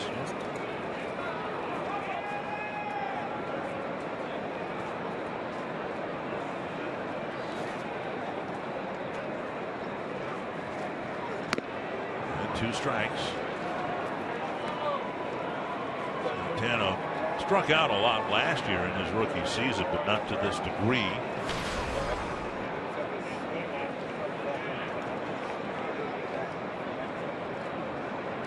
Oh, and 2 from Price. Just off the plate with a fastball. Had an at bat yesterday in Seattle that was encouraging. He made it out, but it was a 9-pitch at bat. He ended up flying out, battled a little bit. In the absence of a hit, those have been few and far between for Santana. I'd like to think he could have taken something positive out of that at bat. And that's a busted bat flare down the line. He'll have an extra base hit. That's why I hope he makes better contact, because he is fun to watch run out of that batter's box. And what Kinsler did to lead off the top of the inning is almost what Santana did here. Looked like a ball down and just served it into short left field, right down that left field line. Just dropping the barrel of the bat. And Santana on with a leadoff double here in the bottom of the 5th inning, his 3rd double of the year. Now we'll see if Dozier can at least advance him. Dozier got a double down the line, actually hit the corner of the 3rd base bag, leading off the 1st inning for the Twins, then struck out in the 2nd.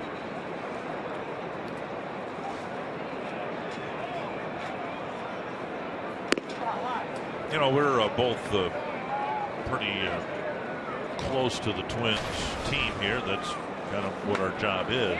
If you step back a step or 2 and saw the struggles of Santana and Vargas this year, You'd have to be amazed that this team is just 2 games below 500.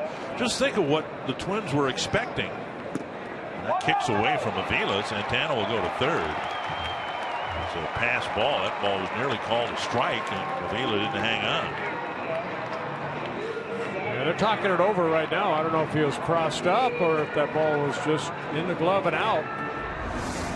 That happens to the best of them. And right in the heel of the glove. Yeah. But coming into the year, the Twins looked at Santana's numbers last year and thought, well, okay, well, this guy's going to score. He might score 100 runs. Dozier scored 100 runs. And he's off to such a poor start. He's scored just 4 runs this year. And now hitting 9th in the lineup. And Vargas, with all the enthusiasm in the world, has hit the skids here toward the end of April. Sometimes it's so hard to have the patience you have to have with young kids at this level. And then for them, for the players themselves, expectations were in place this year that weren't in place when they were called up last year. Right. All of a sudden here you start off slowly. All of a sudden here comes the pressure of, uh-oh, now I have to get a hit or I'm going to find myself maybe down in the minor leagues again. 2-1 to Dozier. Lifted to right. And chasing the ball back to the warning track is Martinez, deep enough to score Santana from third. And the Twins now trail 5-2. Santana scoring his 5th run of the year. And Dozier picking up his 6th RBI.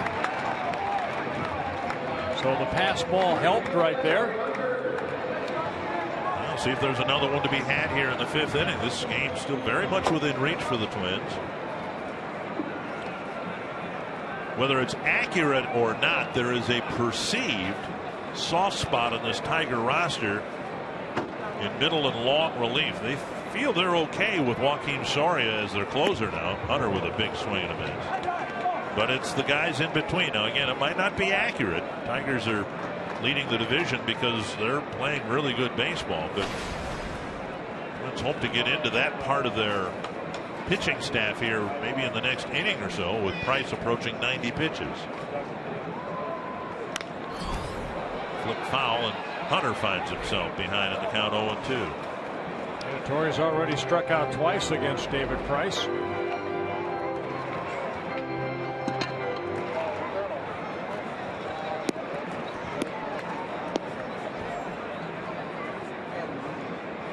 Two strikes.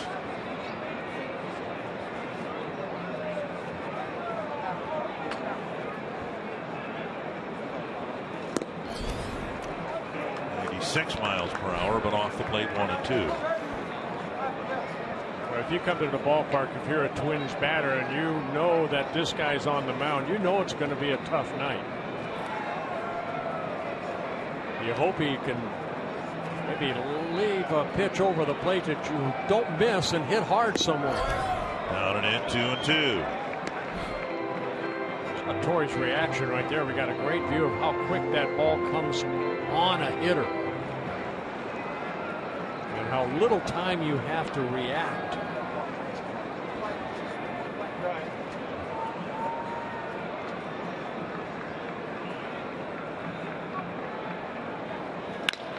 On the ground to Iglesias. He hit it sharply, but right at the shortstop. 2 down. We'll bring up Mauer. David Price again. You know what you're doing. You're facing one of the best left-handers in the game of baseball, and over his last 5 starts against the Twins, the ERA under 2. 39 strikeouts in 38 2/3 innings. And look at the total batting average of the Twins, only 191 against Price. 2 down, Mauer at the plate, a fly ball to center, and a bouncer to short.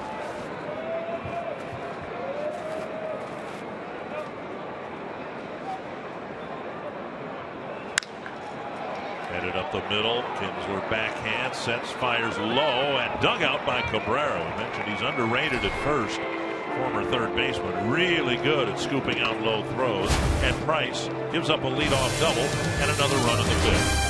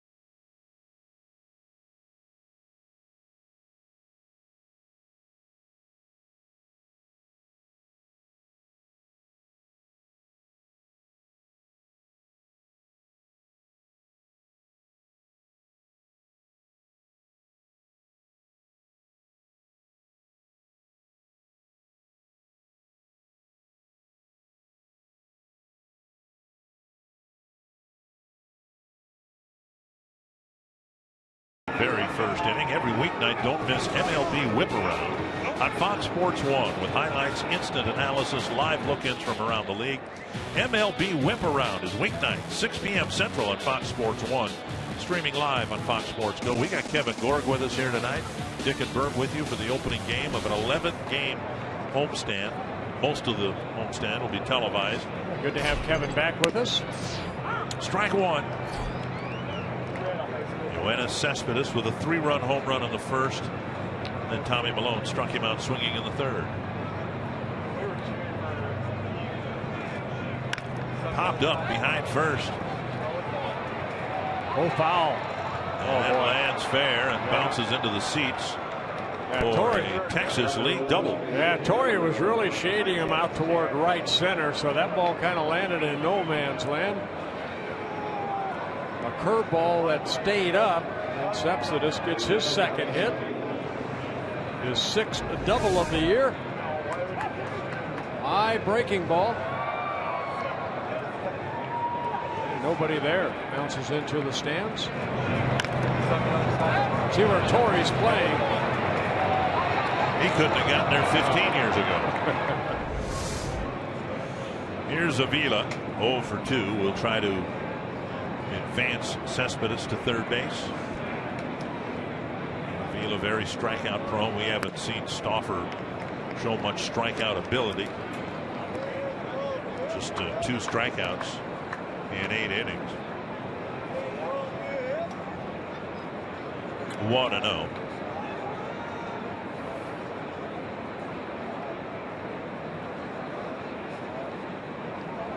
And 2-0. The bullpen played a large role in winning the last 2 games in Seattle. Stauffer got the win in the first game.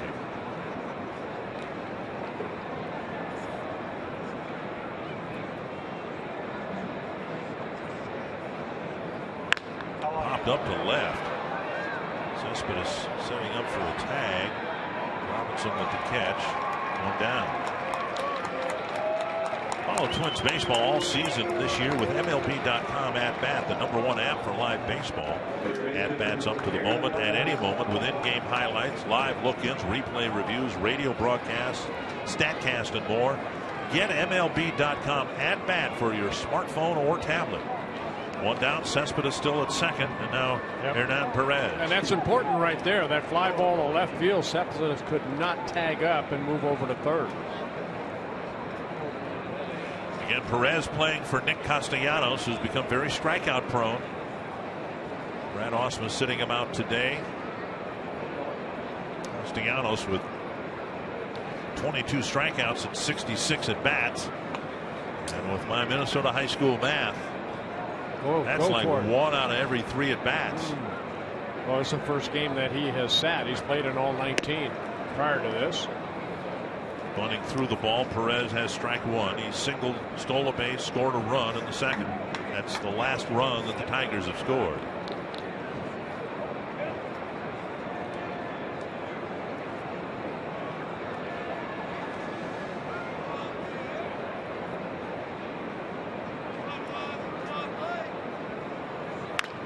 Up the middle. Dozier behind the bag. Throws to Mauer, 2 down, and now Cespedes gains third base. But there are 2 out. That's what I mean about Stauffer. Now, his follow through kind of took him over the center of the mound, but did he have a play there, or did he know that the middle infielders were going to be able to make a play on that slow grounder? Well, you know, this is hit so slow, you don't know. I mean, watch Stauffer right there. Yeah. You see it's behind him. He had really no chance to get it. Everybody cringes, though, at least the people who sign the paychecks, when a pitcher reaches out with a bare hand, regardless of how hard the ball is hit, because you could bend a finger back, split a nail, or do something that'll impact your pitching. That's why I bit my nails. Is that why? Yeah. That doesn't explain why you still do it. Well, I never know when that ball might come up here. Really? Okay. 1 strike. Goes the batter. He's walked and fouled out. That's the only bad habit I have. Excuse me, I'm sorry.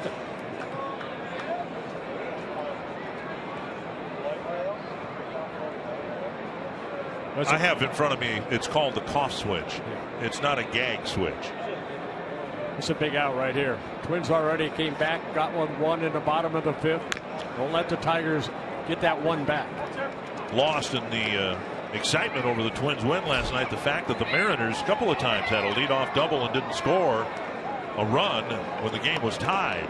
And here's the same situation in the 6th inning. I believe the Mariners were 0 for 12 with runners in scoring position in yesterday's ball game.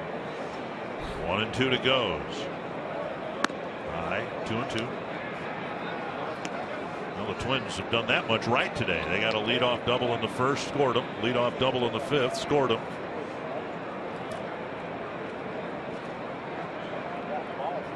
Two and two.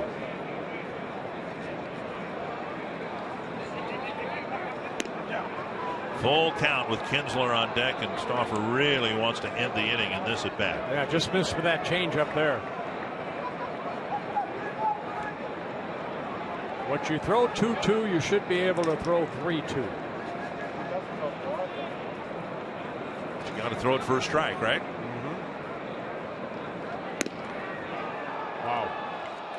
And a walk to the number 9 batter. Now Kinsler gets a chance. Not missed by much. 1st and 3rd, 2 down, and now Kinsler.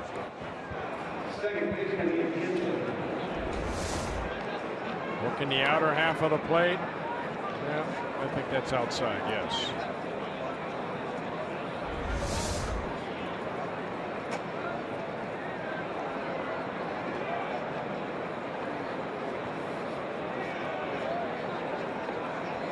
A big spot against a better hitter now, Kinsler, with 2 men on and 2 out. Well, is a threat to steal, but I'm guessing Brad Ausmus is going to want Kinsler to take his swings against Tim Stauffer here.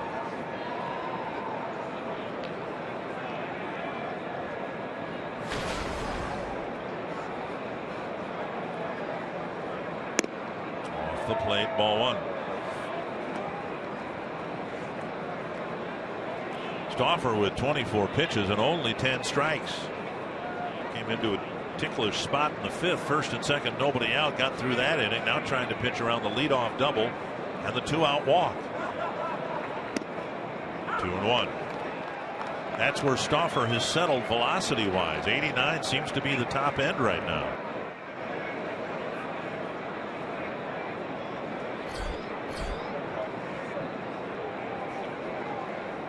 Hit as high as 90, low as 72. There's the outside corner at 87.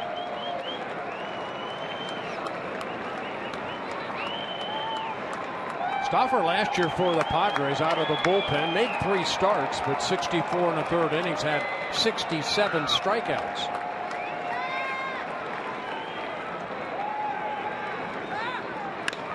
To left field. Caught by a running Shane Robinson, and Stauffer survives a wobbly 6th. Twins still in the game, down by 3.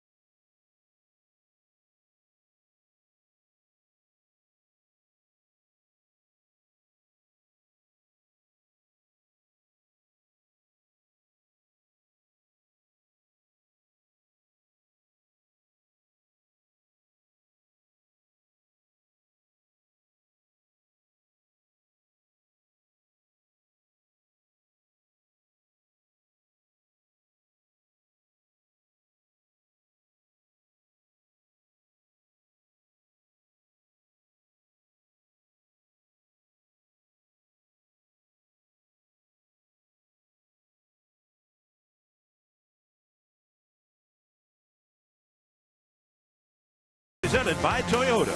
See where Toyota takes you. Test drive one at your Toyota dealer. Toyota, let's go places.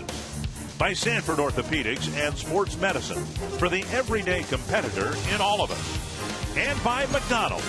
Have bold for breakfast with the new chorizo burrito from McDonald's.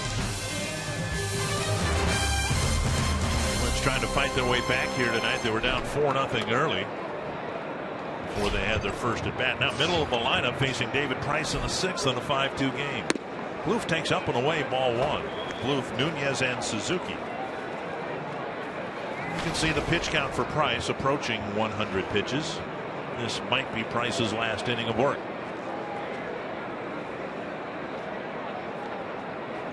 Down low, 2-0. You know, again, Dick, he's one of these guys that they'll let go 110, 115. A lot depends on this inning, yes. 17 in the first, 22 in the second, 15 in the third, 24 in the fourth, and 14 last inning. 3-0.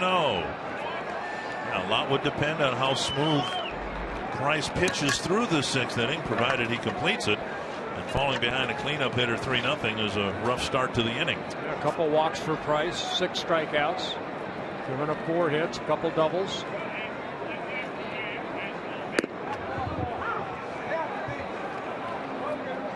Plouffe has the outside corner called, 3-1. He's going to get another fastball right here. You're up 3 runs. You have to challenge him here, and Price will. And Plouffe, pitch that might have been outside, but he had one called out there a moment ago, fouled it away. Yeah, but when you're sitting dead red and that ball's up right there, that's very hittable. Plouffe just fouled it off. So far this year, you can see 4 starts averaging 100. Full count to Trevor Plouffe, starting the Twins 6th. A high fastball up and in, got him. First 3 missed, next 3 were strikes, 1 away. Strikeout number 7 for Price. We'll bring up Nunez. He came into the ball game in his career averaging 8.4 strikeouts per 9 innings. That fastball tough to lay off. Nunez is 0 for 2, bouncer to second, and a strikeout swinging.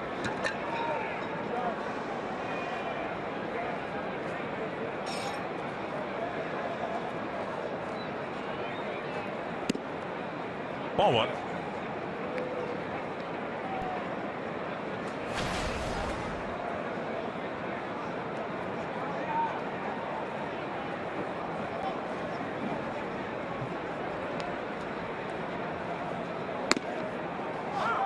A little off. Got it over. Nunez thought it was high.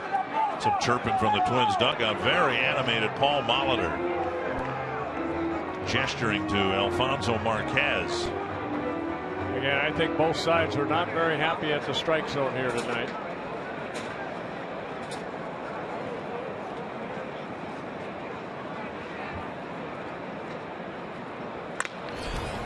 And a ball hit on the ground to Kinsler. 2 down. I think if they ask or when they talk to Price after the ball game whether he wins this ball game or not, he's going to say, I just wasn't real sharp tonight. 101 pitches for Price. I think only 58 are strikes. 61 are strikes. Usually better ratio than that. Kurt Suzuki will bat after Santana's leadoff double in the 5th. Now, 3rd time through the order. Price has sent down all 5 men.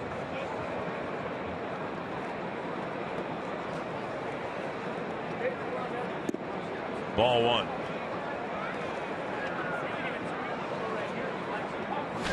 He's faced 24 batters, able to get strike 1 on only 13 of the 24.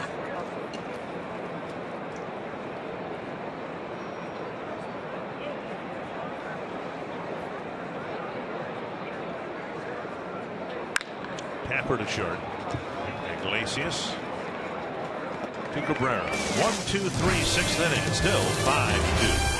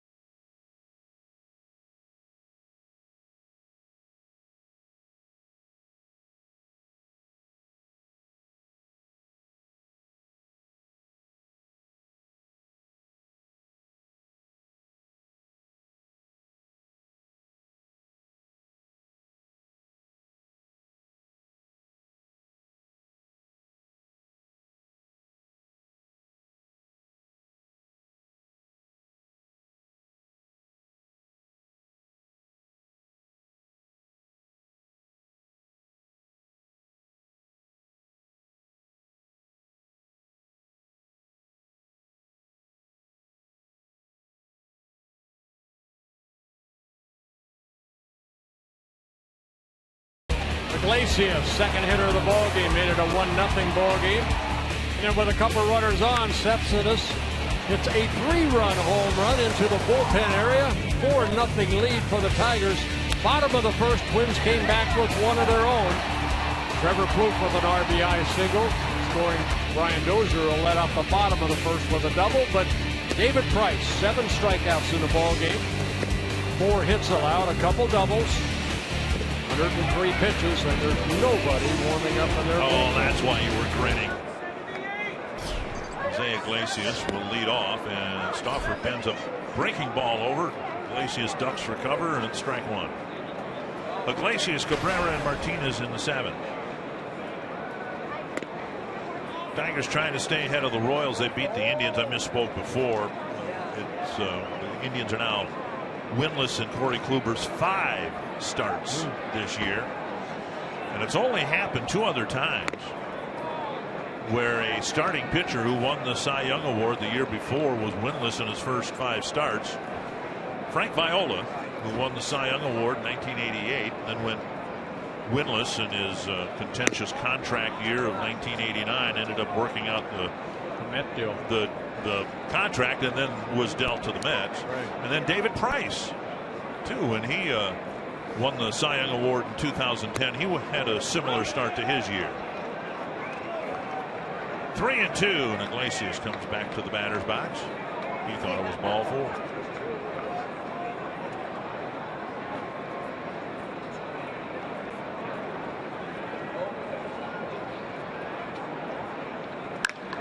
Right center and hit hard. Hunter will chase it and can't get there. Off the wall, Iglesias flying around second, on his way to third.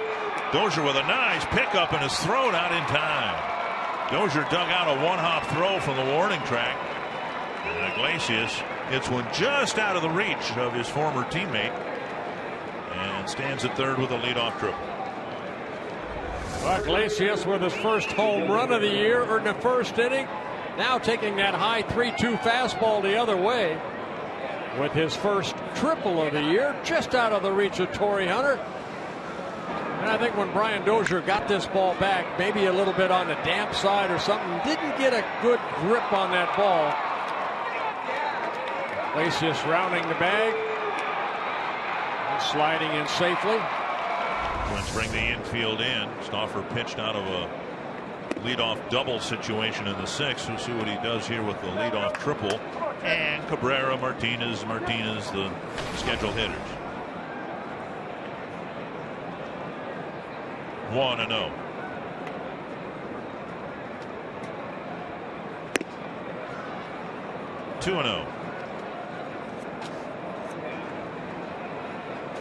You don't drive in 100 runs every year if your table setters don't get on. Like Kinsler, now Iglesias hitting in that number 2 spot. Stauffer shaves the outside corner.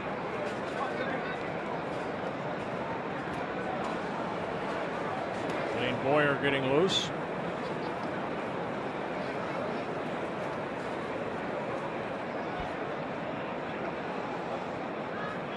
The fact that the Twins have come back to score a couple runs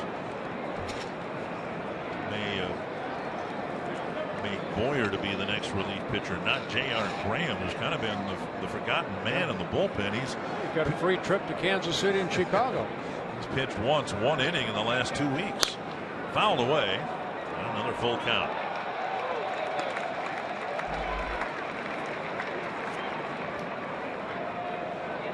Graham's only pitched once since he faced the Royals here 2 weeks ago and threw a pitch that hit and broke Alex Rios's finger. Full count to Miguel Cabrera. And a walk will put him aboard. First and third for Victor Martinez.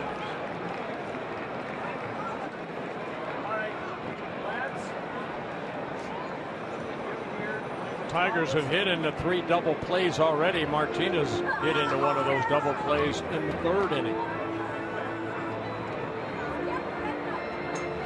Tripped to the mound by the catcher, but not from the pitching coach or the manager. Martinez going back, and I think he thought there was going to be a pitching change. Wally Joyner there, the hitting coach. Yep. And Paul Molitor does come out now, and he's going to switch out Stauffer for Boyer. Twins bought a little time with Suzuki's trip to the mound, and now Boyer will come in to a situation pretty similar to the one Stauffer came into a couple innings ago. A couple of men on and nobody out.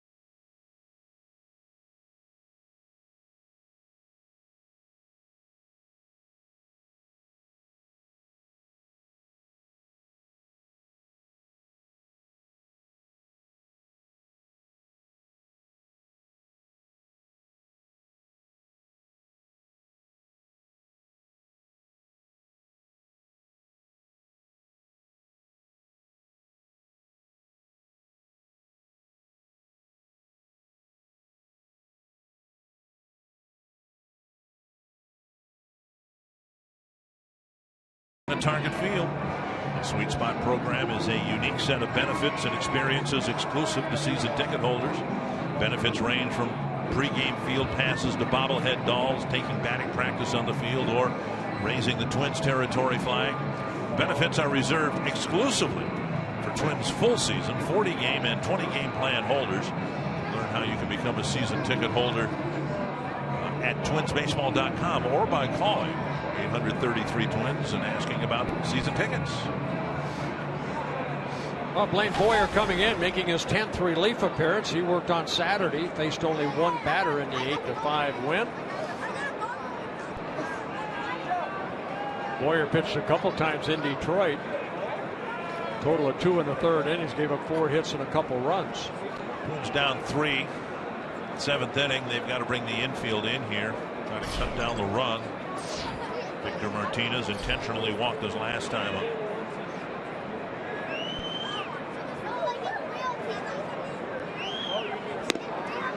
Strike 1 called, and Suzuki bluffs a throw to third.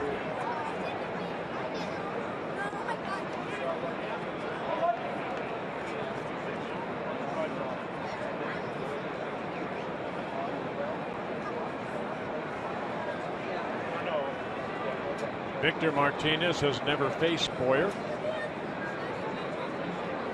Fox Tracks presented by Carrier.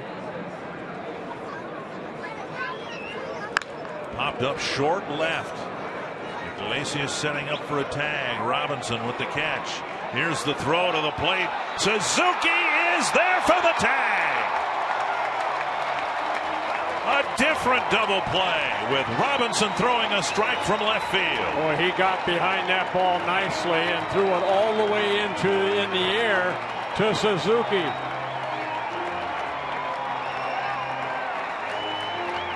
So Iglesias, who has good speed, tagging up, and Robinson showing off his arm. Suzuki getting it, and then once he has it, can lay those shin guards down in front of home plate and tag out Iglesias. And on the play, Cabrera went from first to second. Well, I think you need to appreciate the accuracy of the throw. It needs to be in fair territory. Catchers will tell you this is one of the toughest plays with the new rules in place.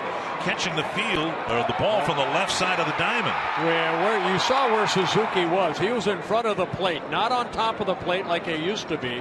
now in front, and then you get that throw quick enough like he did, then you can attack that area in front of home plate. You got to give him a sliding lane, but once you have the ball, you don't have to do that anymore. Right. But the throw, where it used to be outfielders were taught you had to throw to the plate, now outfielders are taught you have to throw out in front of the plate to give the catcher a legal play on the tag. And it's not that easy from, 250, 300 feet away. Right. 1-2. Great throw. Well, the Tigers got a leadoff double in the 6th, didn't score. Leadoff triple here in the 7th, and so far they have not scored. 1-2 to J.D. Martinez. And a foul. Got a piece of Suzuki.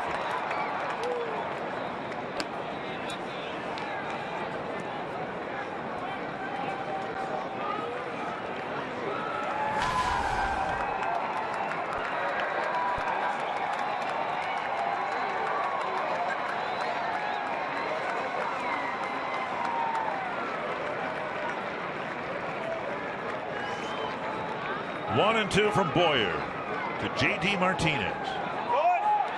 And he steps off, and the throw at third got him. And the Tigers have run themselves out of an inning. Brad Ausmus may challenge this, and the Twins are being told to stay on the field, but Boyer appeared to step off the rubber, as you are instructed to do, and threw to third base. And Brad Ausmus shaking his head. He wants the umpires to review this. You can't argue a balk. I mean, I guess once one was called, but they will look at this. Boyer stepped off, threw, unless they are contesting the tag itself.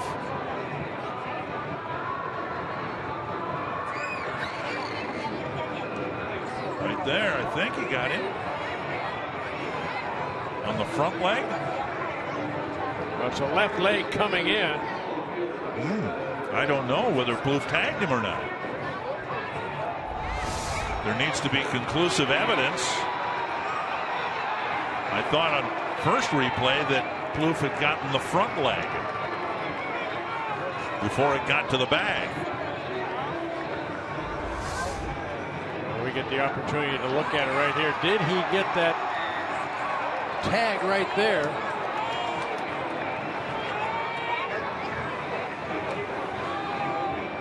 I don't know. If he got him on the calf before the foot hit the bag, then he's out. Otherwise, he's safe.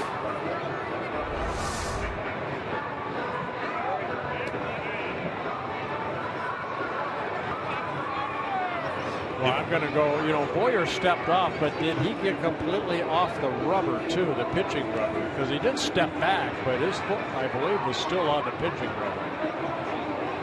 And I don't know the rule on that. You step out of that hole, and your foot, I know, has to be on the dirt. Watch a step off right here. Out is the call. So Cabrera caught stealing.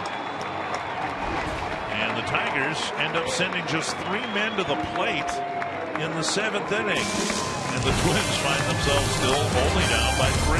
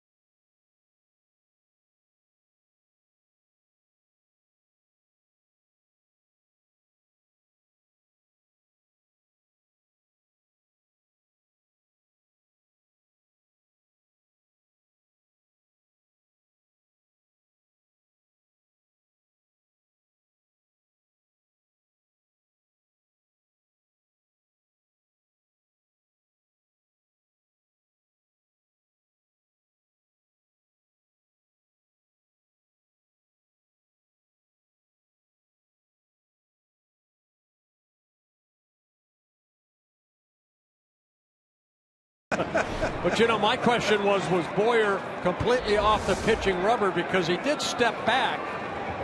But if your foot's still on top of that rubber, that's still considered maybe a balk. But I think this angle says he did step off it, and a perfect throw to Plouffe. Good reaction by Trevor Plouffe getting over there.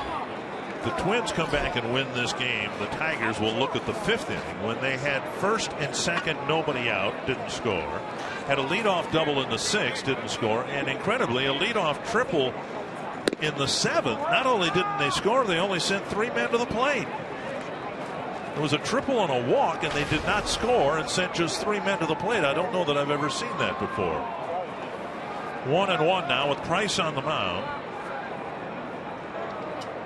Popped up weakly. Cabrera coming in. Shane Robinson's retired, 1 away.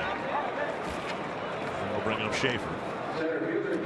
Tonight after the postgame show, Fox Sports Live will get you caught up on a full night of NHL and NBA playoff action, plus highlights on tonight's MLB games. You can see Fox Sports Live tonight on Fox Sports 1, or see it simulcast right here on Fox Sports North at midnight. You may disagree with me here, but you know, after 6 innings, David Price had 103 pitches, but he's your ace.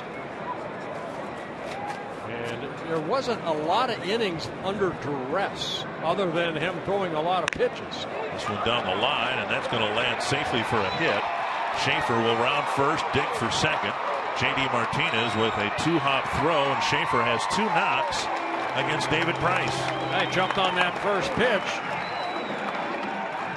Hit it softly down that left field, right field line. For Jordan Schaefer, his 2nd double of the year. Gets into scoring position with 1 out. We'll bring up Danny Santana, who doubled his last time up. Well, fastball stayed in. Schaefer opening up quickly. You saw J.D. Martinez. He was playing, you know, over toward right center where Torrey Hunter was playing when Sepsidis hit that ball down the right field line. Santana hooked a double down the left field line. Might have cracked his bat in the process, but the Twins worked him around after his leadoff hit. Now they'll try to convert a 1-out double by Schaefer.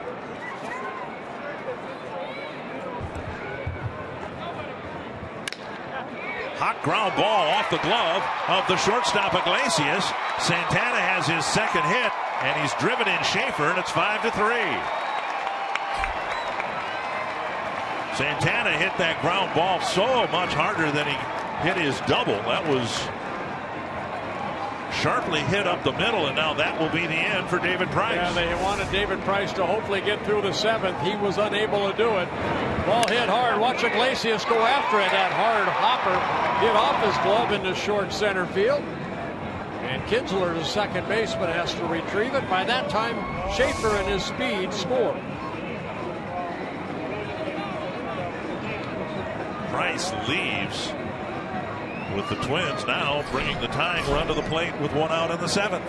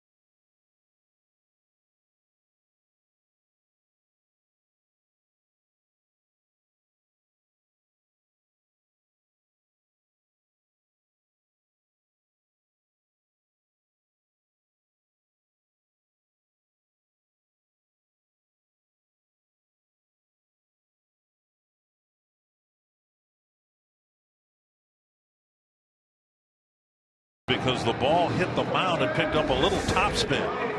Yeah, this ball hit very sharply, though. Santana saw it where it hit and then took off. And the next hop, I think, kind of fooled the shortstop a little bit, hit him in the thumb. The Twins take advantage of another double. Now it's a 5-3 game.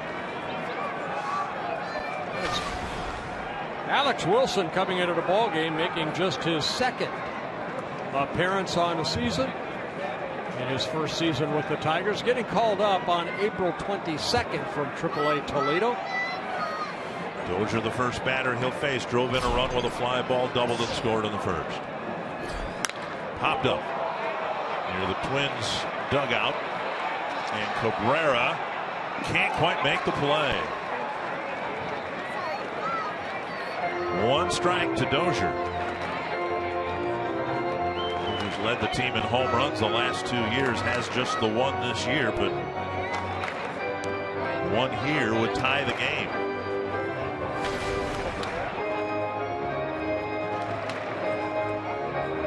Twins only with 6 hits, but they have made them count. A double backed up by a single in the first, double and a fly ball in the 5th, and back-to-back hits here in the 7th. Scouting report on Wilson, who also pitched for the Boston Red Sox a little bit over the last couple of years. He came over in that Rick Porcello trade along with Sepsidis. Good slider, fastball, 89 to 93, mixes in a curveball and a changeup. A high fly. Dozier just got under it. Yes, he did. He was waiting for the pitch, and he got something to drive, but didn't drive it. 2 down. Wilson survives a mistake there, gets out number 2, and now he'll face Torrey Hunter. Soup.com trivia question. 3 active players to win multiple MVPs: Miguel Cabrera, Albert Pujols, and Alex Rodriguez. Sorry, he's active again and doing rather well for the Yankees. Here is Hunter. It's been a frustrating day at the plate for Torrey. 2 strikeouts and a ground out.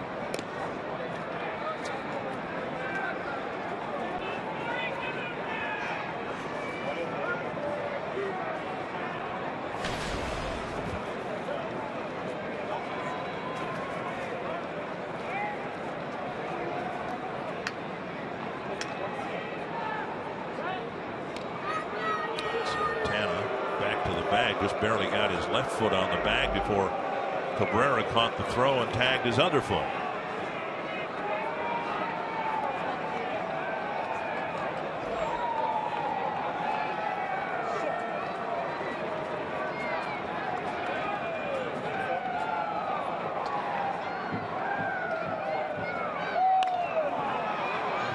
And Torrey lifts one foul into the seats.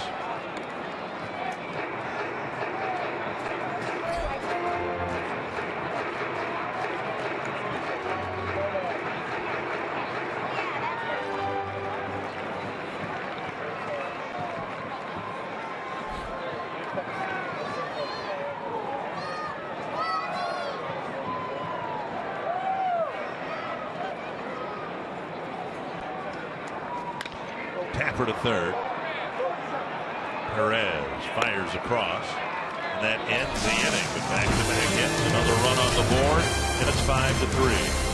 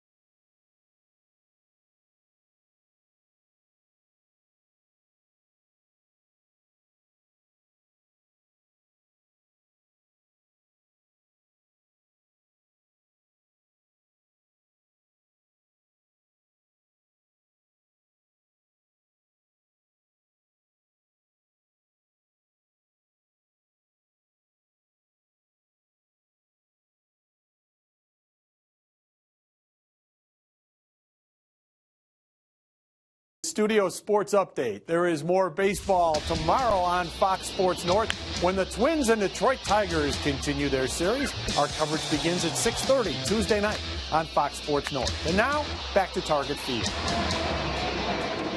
Thank you very much, Jeff. The Twins have turned 3 ground ball double plays. There was another double play on a fly ball.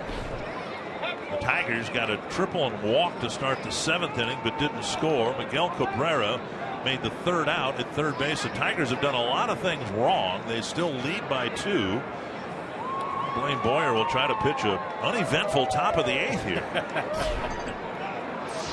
I think all the chances the Tigers have had, the ground ball double plays, the throw out at the plate, the trying to steal third while the pitcher was holding the ball. Well, J.D. Martinez whiffs at a 70-mile-per-hour breaking ball. That's the slowest pitch I've seen this year.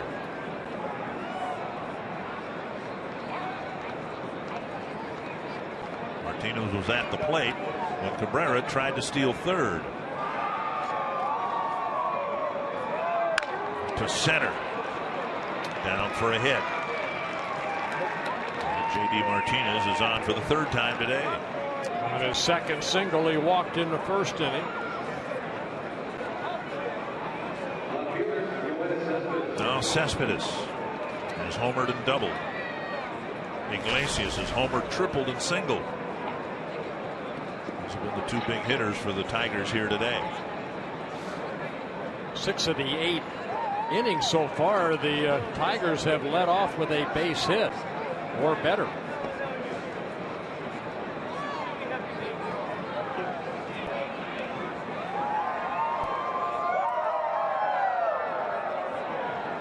Foul back, 1 strike.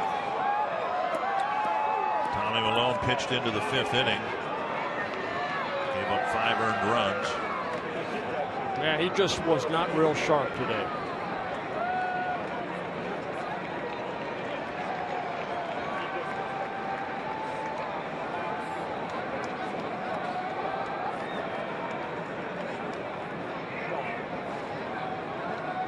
Strike. Bouncer behind Dave Clark. 2 strikes. Again in the Central, Kansas City beat Corey Kluber 6-2 at Progressive Field. White Sox had their game postponed because of civic unrest in Baltimore. They'll try to play an afternoon game, I guess, tomorrow with a 10 o'clock curfew in place for the rest of this week in Baltimore. 2 strikes to Yoenis Cespedes. And there goes the runner from first to second, and he's a dead duck. What's going on here? J.D. Martinez just took off, and Boyer did at second base to get Martinez what he did at third base to get Cabrera. You just run till you're out. What the heck? Oh, my goodness. Some bad decisions on the bases. Boyer stepping off, getting it over to Dozier. Quick tag, and Martinez is an out. And now 2 strikes to Cespedes with the bases empty. And a breaking ball lifted to right center field. Hunter with a running catch, out number 2.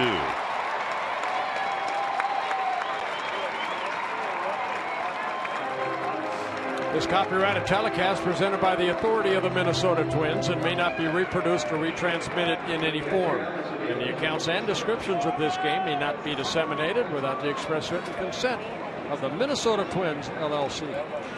So far this year, there have been 3 caught stealings for the Twins when they've been out in the field. And in each case, the assist has gone to the pitcher. Remember Tommy Malone in Chicago. Used the inside move with a runner at second and got eaten in trying to advance to third. And now 2 more here tonight. No catcher has thrown out a base stealing attempt yet for the Twins, but leave it up to the best athlete on the field, you know. It's so much more effective when you say it than when I say it. 1 strike to Avila. Only kidding, folks. Now, next road trip, you're taking some Well-deserved time off. Yes, so that's in quotation marks, folks. And Roy Smalley will be taking your job, and he'll be telling me the shortstops are the best athletes on the team. I would probably have to believe Roy over me. 1-1.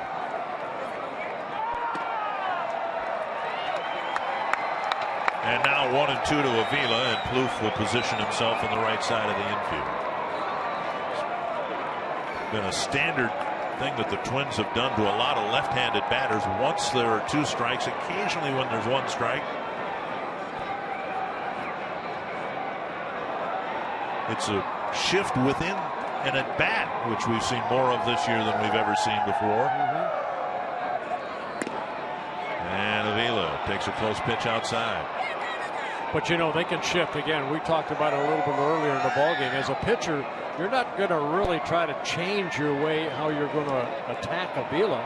It's just that all the reports are, no matter who's out on that mound, he has a tendency to pull the ball more than he doesn't hit the ball down the third baseline.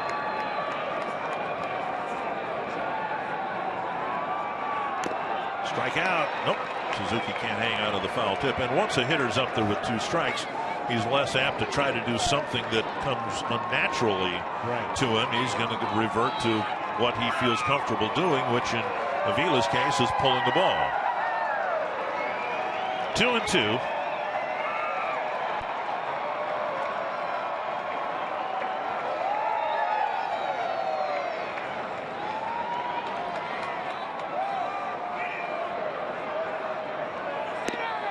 Now 3-2. With all the leadoff hits, the Tigers haven't scored since the 2nd inning.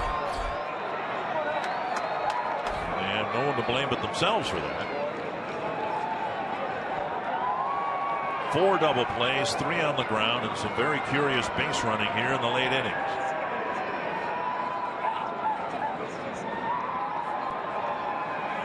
And Boyer lost it.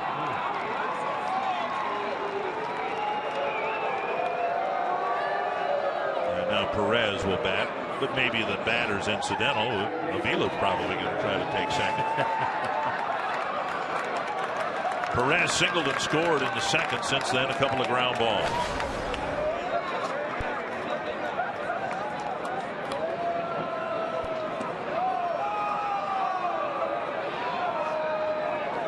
Perez came into the game with just 10 at-bats on the season.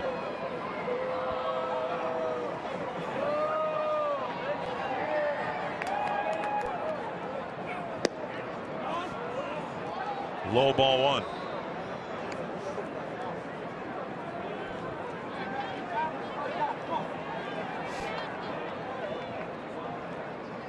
Perez, just 24 years old, from Venezuela. This is the first season he has broke camp with the Tigers. Utility player. Play all 3 infield positions.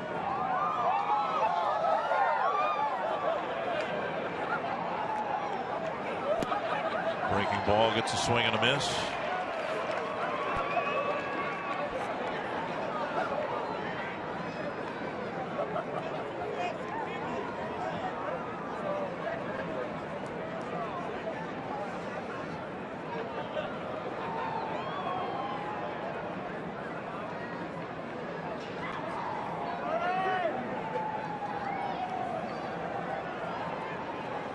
The last inning in 2/3, the Tigers have had a runner thrown out at the plate, at third base, and at second base. They've not had a runner thrown out at first base yet. So Boyer will hope to get a ground ball, and somebody can get thrown out at first.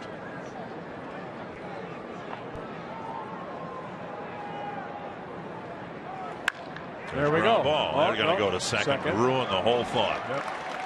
A scoreless 8th for the Tigers. And the Twins will send up Mauer, Plouffe, and Nunez.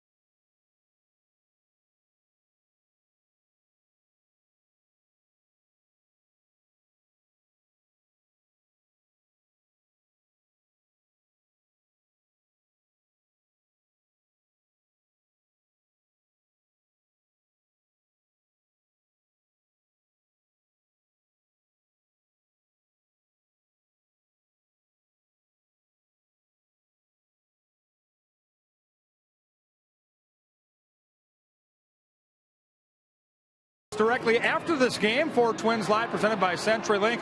We'll show you why Tommy Malone had a rough time of it early on against the Tigers. They knocked him out before he finished 5 innings this evening. The Price was right.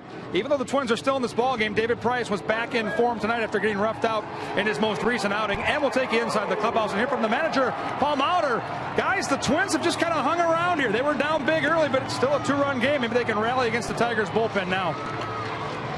Then we'll see what happens in the 8th with Jabba Chamberlain coming out of the pen. Yeah, Chamberlain was a free agent at the end of the year, making his 6th relief appearance after last season, and nobody really approached him or really gave him an offer. He re-signed with the Tigers, who he spent last year with, on February 24th, just before spring training started. And the way things have evolved for the Tigers in their bullpen, losing Joe Nathan for the rest of the year.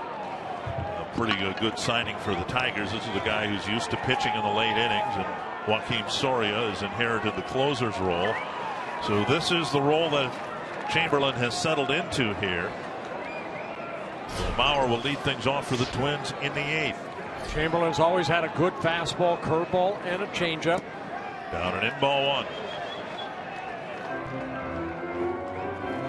Mauer 2 hits and 5 at-bats against Chamberlain. One of those hits a home run. He's also walked 3 times.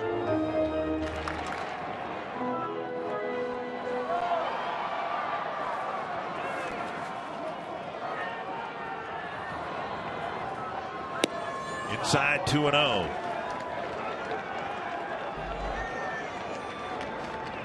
Chamberlain's had some injuries that has kind of shortened his career a little bit. Tommy John surgery, the latest, back in June of 2011.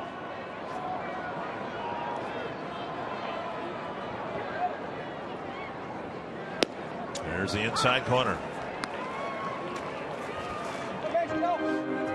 Born in Lincoln, Nebraska, out of the University of Nebraska, signed originally by the Yankees, their #1 pick in 2006.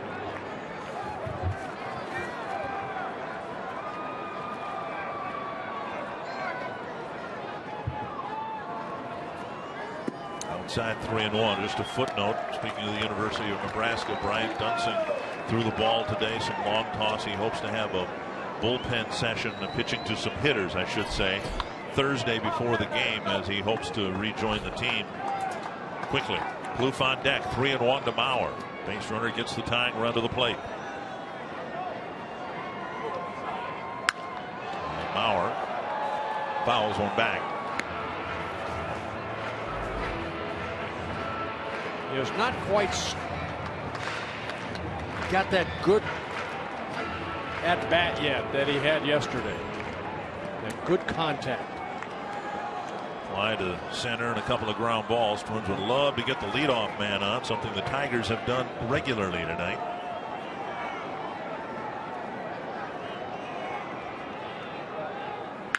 That's to left center field, to the gap. An extra base hit for Mauer. All the way to the wall, and he will hold up with a leadoff double. Yeah, he squared up with that one right there. It's nice to see Joe get hits there, because left fielders have been playing him more in the corner, and he's found another seam perhaps here by getting some hits to left center. You know, that gap right there, that gap, that's Joe Mauer at his best right there, especially here at Target Field. Good solid swing. Actually, you look at it, Cespedes wasn't playing him over in the corner as much as, say, Alex Gordon has done with the Royals. Right. Just passing Kent Hrbek, now 3rd on the all-time Twins history list in doubles. 3 prior doubles for the Twins, and in each case, the doubler came in to score. Plouffe takes low, ball 1.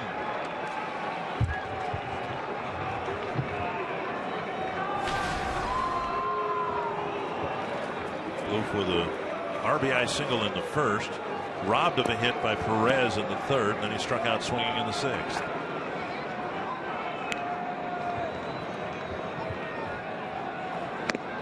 Right fastball, Plouffe didn't get it. Twins last in the American League in home runs. They've hit only 9 home runs. This is their 18th game. Plouffe with a couple home runs.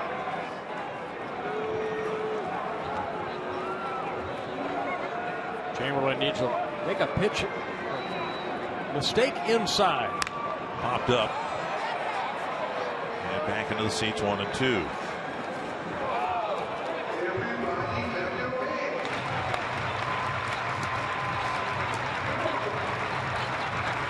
Tigers have done what they can to get the Twins back into the game. Blaine Hardy warming up. Loose home runs coming here against Kansas City back on April 13th, and a second one on April 17th against Cleveland. That was the game winner in the bottom of the 11th. 1-2 to the cleanup hitter. Fly ball, short right field. Right underneath it. Kinsler gives way to the right fielder Martinez. No chance for Mauer to tag one down.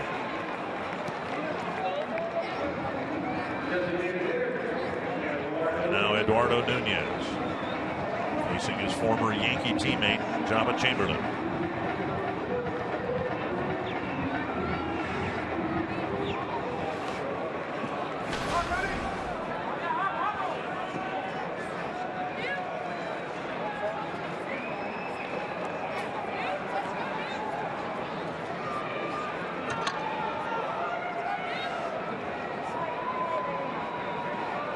Nunez in his career just 1 for 2 off of Chamberlain. Tapper in front of the third baseman. Mauer will advance. Perez throws to first, 2 down. So it'll be left to Kurt Suzuki.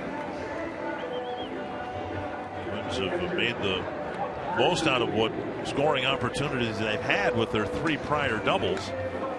Now it'll take a 2-out hit to get Mauer in. Wolf delivered a 2-out hit back in the first to get the Twins on the board.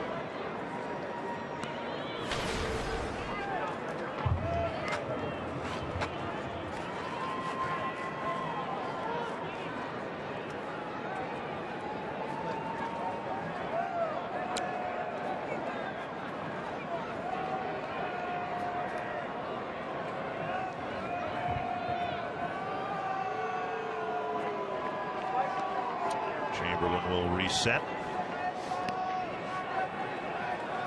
Suzuki a walk, 0 for 2. He lined out to J.D. Martinez his first time up.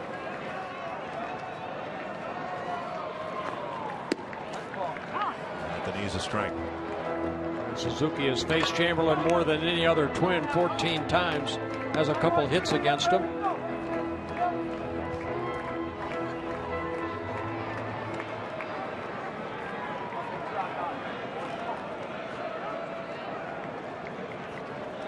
At bats against Chamberlain, but he's only struck out once. 1-1.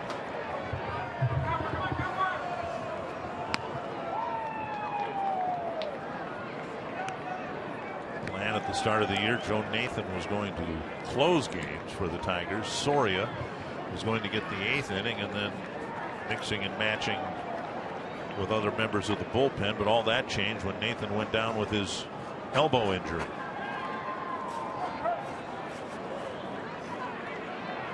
One and one to Suzuki.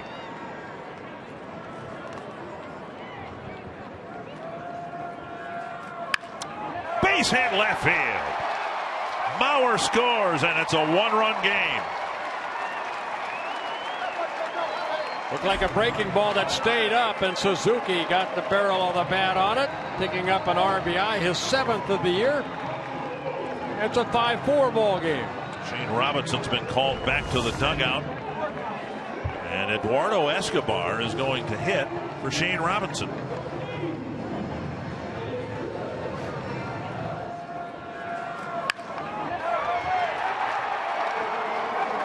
The Twins get another 2-out hit to score a double, and it's a 1-run game. Suzuki with an RBI single, and Escobar hitting for Robinson.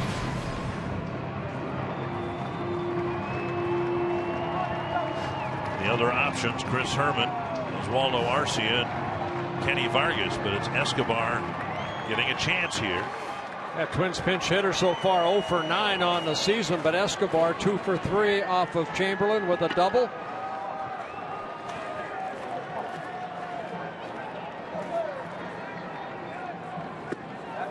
One advantage the Kansas City Royals have over just about anybody else in the league is that pinch runner that can change games. The Twins don't have that, at least not with tonight's starting lineup. Herman, Arcia, Escobar, Vargas, none of them would be considered speed guys. Of that bunch, Herman might have the best speed. In the dirt, 2-0. If Escobar extends the inning, Schaefer is due up. Tigers have 2 relievers warming up.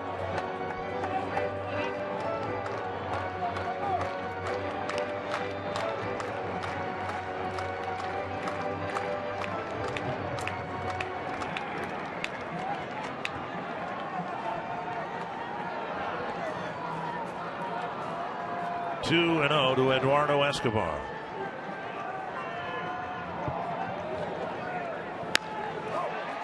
Iglesias to the outfield grass to catch the soft line drive. The Twins get another run closer. A 1-run game as we go to the 9th.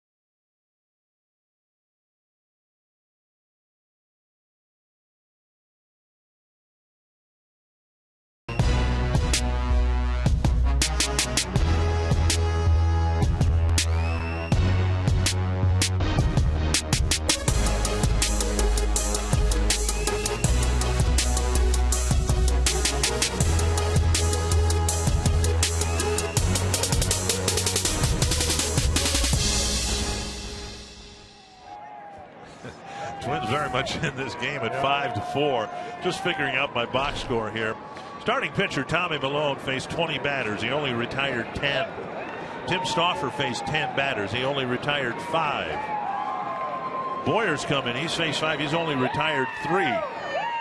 Yet with the exception of Milone, nobody's given up a run, and no runs have scored since the 2nd inning. This has been one of the oddest games of the year. Credit to Twins offense too. They're just getting back into this. You know, now it's a 1-run ball game. Anthony goes the batter. 1-0 from Boyer.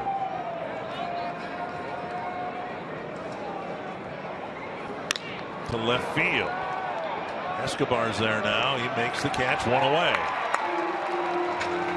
Back to the top of the order, but first time now for What's Next, brought to you by CenturyLink. Anibal Sanchez tomorrow. Mike Pelfrey tomorrow. Pelfrey coming off that great outing in Kansas City. Sanchez with a couple of really good starts and a couple of starts that haven't been so good. So we'll take the not so good, please. Here's Ian Kinsler. He's hit the ball hard all 4 times. Has just 1 hit to show for it. Outside, ball 1.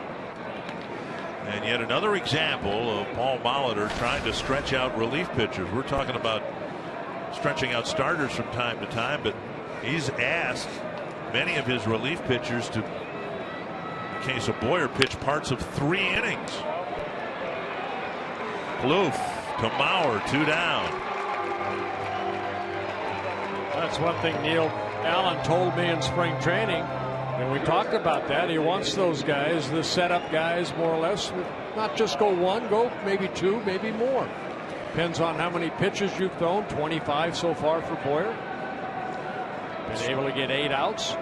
Stauffer got the 3 outs of the 5th, 3 outs of the 6th, started the 7th. Boyer got 3 very interesting outs in the 7th, the 3 in the 8th, and has 2 here in the 9th. Iglesias with a home run, a triple, and a single. A double away from the cycle. Boyer gets ahead of him. Last Tiger to get a cycle, it was Carlos Guillen back on August 1st, 2006 against the Tampa Bay Rays. Chipped foul into the seats, 2 strikes.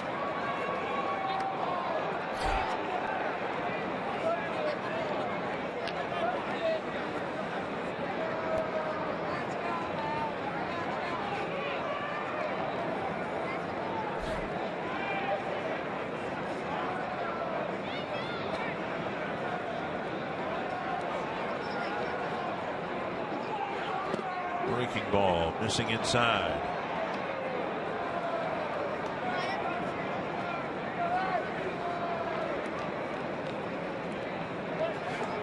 Tigers have had plenty of base runners, but they've been their own worst enemy once they've gotten on base.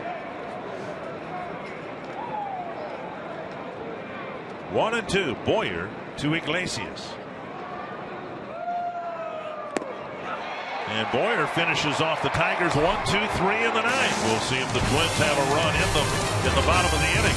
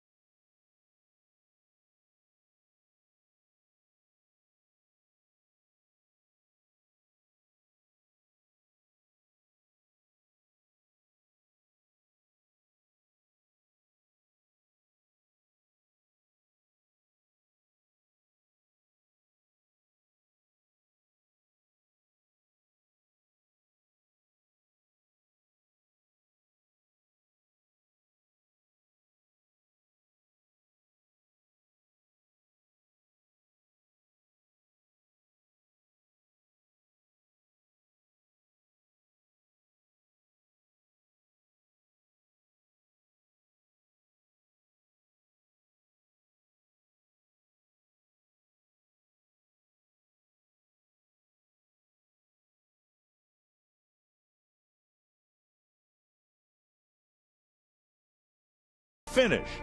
Endings are imposed and inflicted. Struck him out. Got him. Breaking ball got him. Finishes are earned and celebrated. Liner to center. Bohr can't make the play, and Plouffe walks off the Indian.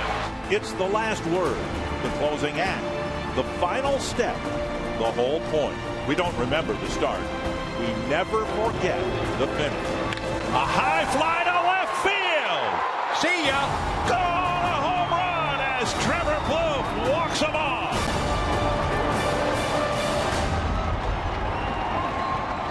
Twins need some magic. Against Joaquin Soria, who has been just about perfect since taking over the closer duties in Detroit for the injured Joe Nathan. 7 for 7. He's given up 1 run. Yeah, Soria coming in for the 11th time. 8 2/3 innings, only 3 hits allowed, a couple runs. Only 1 walk, 5 strikeouts. Scheduled batters Schaefer, Santana, and Dozier. Schaefer takes high, ball 1. Twins have 8 hits. Schaefer and Santana have half of them. Pretty nice security blanket that they put together when they got Soria from the Rangers last year. Schaefer with a single and a double. And he flips one foul into the seats, 1-1. Bench players available: Herman, Arcia, and Vargas. And it's I think a measure of where Arcia and Vargas are right now with their confidence. They're one swing away, the Twins are, from tying it up, and they have arguably their two best power hitters sitting on the bench, and they will not hit in either the 8th or the 9th spots. Another one cracked foul, 1-2. Schaefer has a couple hits in this ball game if he can get on in his speed. 1-2. I say Soria is throwing the ball every bit as well as he did in his heyday with the Royals. 178 career saves coming into this season. 1-2 to Schaefer. And a base hit, a 3-hit night for Jordan Schaefer. And his speed is aboard with nobody out. Got a high fastball from Soria and just hit it the other way. A couple of his hits went toward left field. So another good at bat for Schaefer. Not trying to do too much. Take it where they put you. And Schaefer get that ball away. Just slaps it into left field. Santana with hits his last 2 times up. A double and a run scored in the 5th, and an RBI single in the 7th. Perez, the third baseman, well in on the grass at third base. Schaefer is a base stealer, and he's had a frustrating year in that regard this year. He's not stolen one yet. He's been thrown out twice.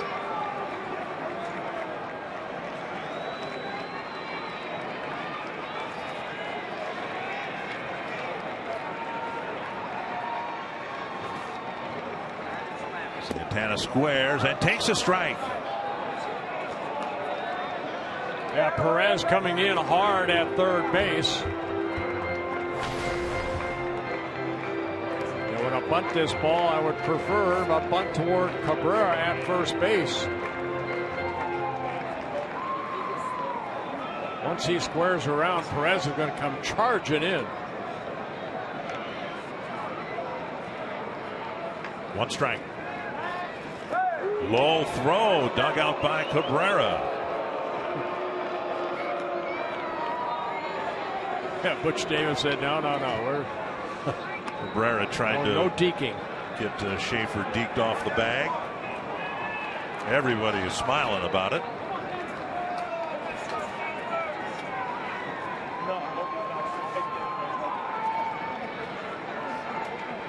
Santana 0 for 4 against Soria.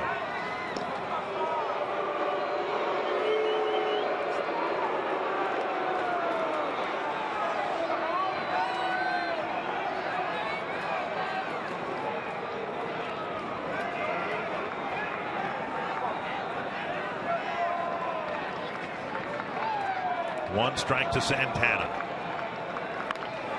A bunt, and Soria will throw to first. Good bunt right there.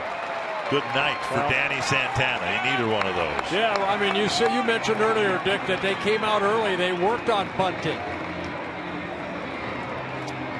So in advancing Schaefer to second base, the Twins have 2 chances here to tie the game. Veterans Dozier and Hunter. Dozier's 0 for 3 against Soria. Hunter's 3 for 13. Last time he faced Soria, he hit a home run against him.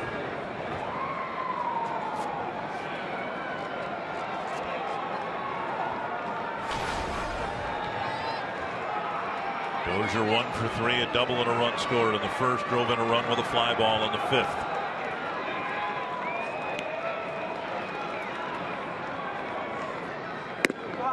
Ball 1.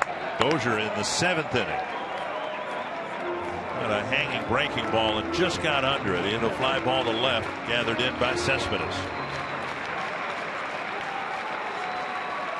Soria has that fastball about 91, slider, very good changeup, and then once in a while he'll throw that big slow curveball.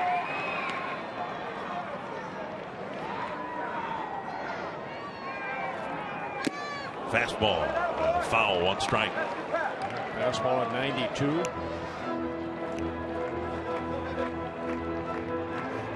Soria went through a couple Tommy John surgeries. And is the closer now for Detroit because that's the situation facing Joe Nathan. Right. It'll be the second time for Joe. 1-1 to Dozier. Down the middle, strike 2.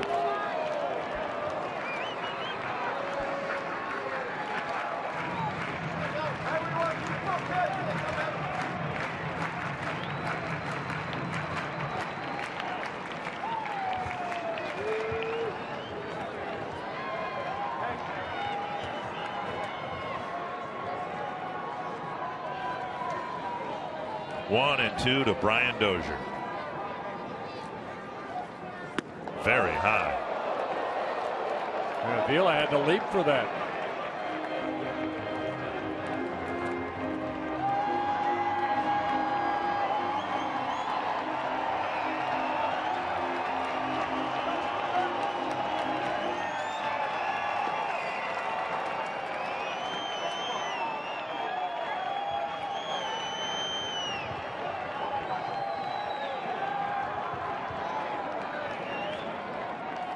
Two and 2 to Dozier. Full count. Hunter on deck.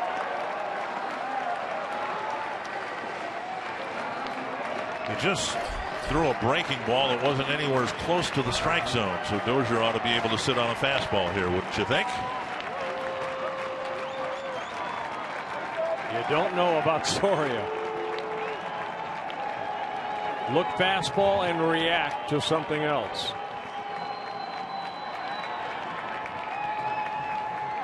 But that's coming from a 130 career hitter. 3 and 2 to Brian Dozier. Struck him out with a breaking ball. You just don't know. Soria, veteran. He knows how to pitch. Went back to that curveball, even though the previous curveball was way out of the strike zone. Maybe knew exactly what he did wrong, came back with it. And Dozier. Ball has a lot of bite to it right there. He's a strikeout victim. And now Hunter. 0 for 4. A couple of strikeouts and a couple of pulled ground balls.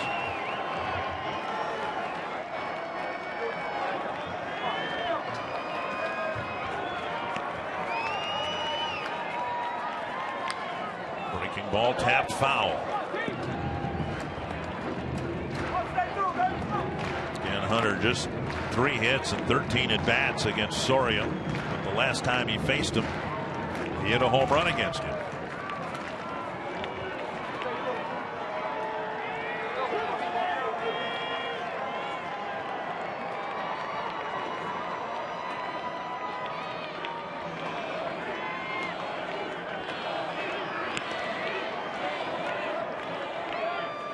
Checked his swing.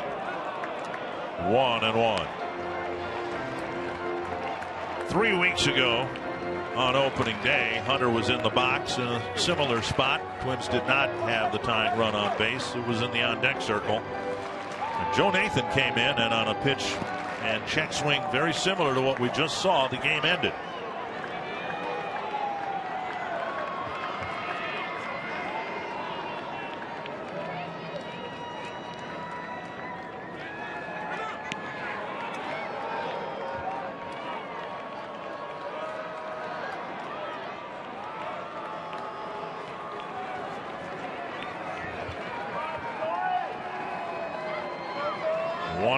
To Hunter.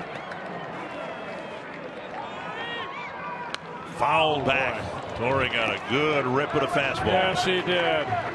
Don't know. You can almost see Torrey right there. That's a pitch that I think he knows he should have hit hard somewhere. Instead, straight back. You could see it in his face. He knew it. He missed his pitch.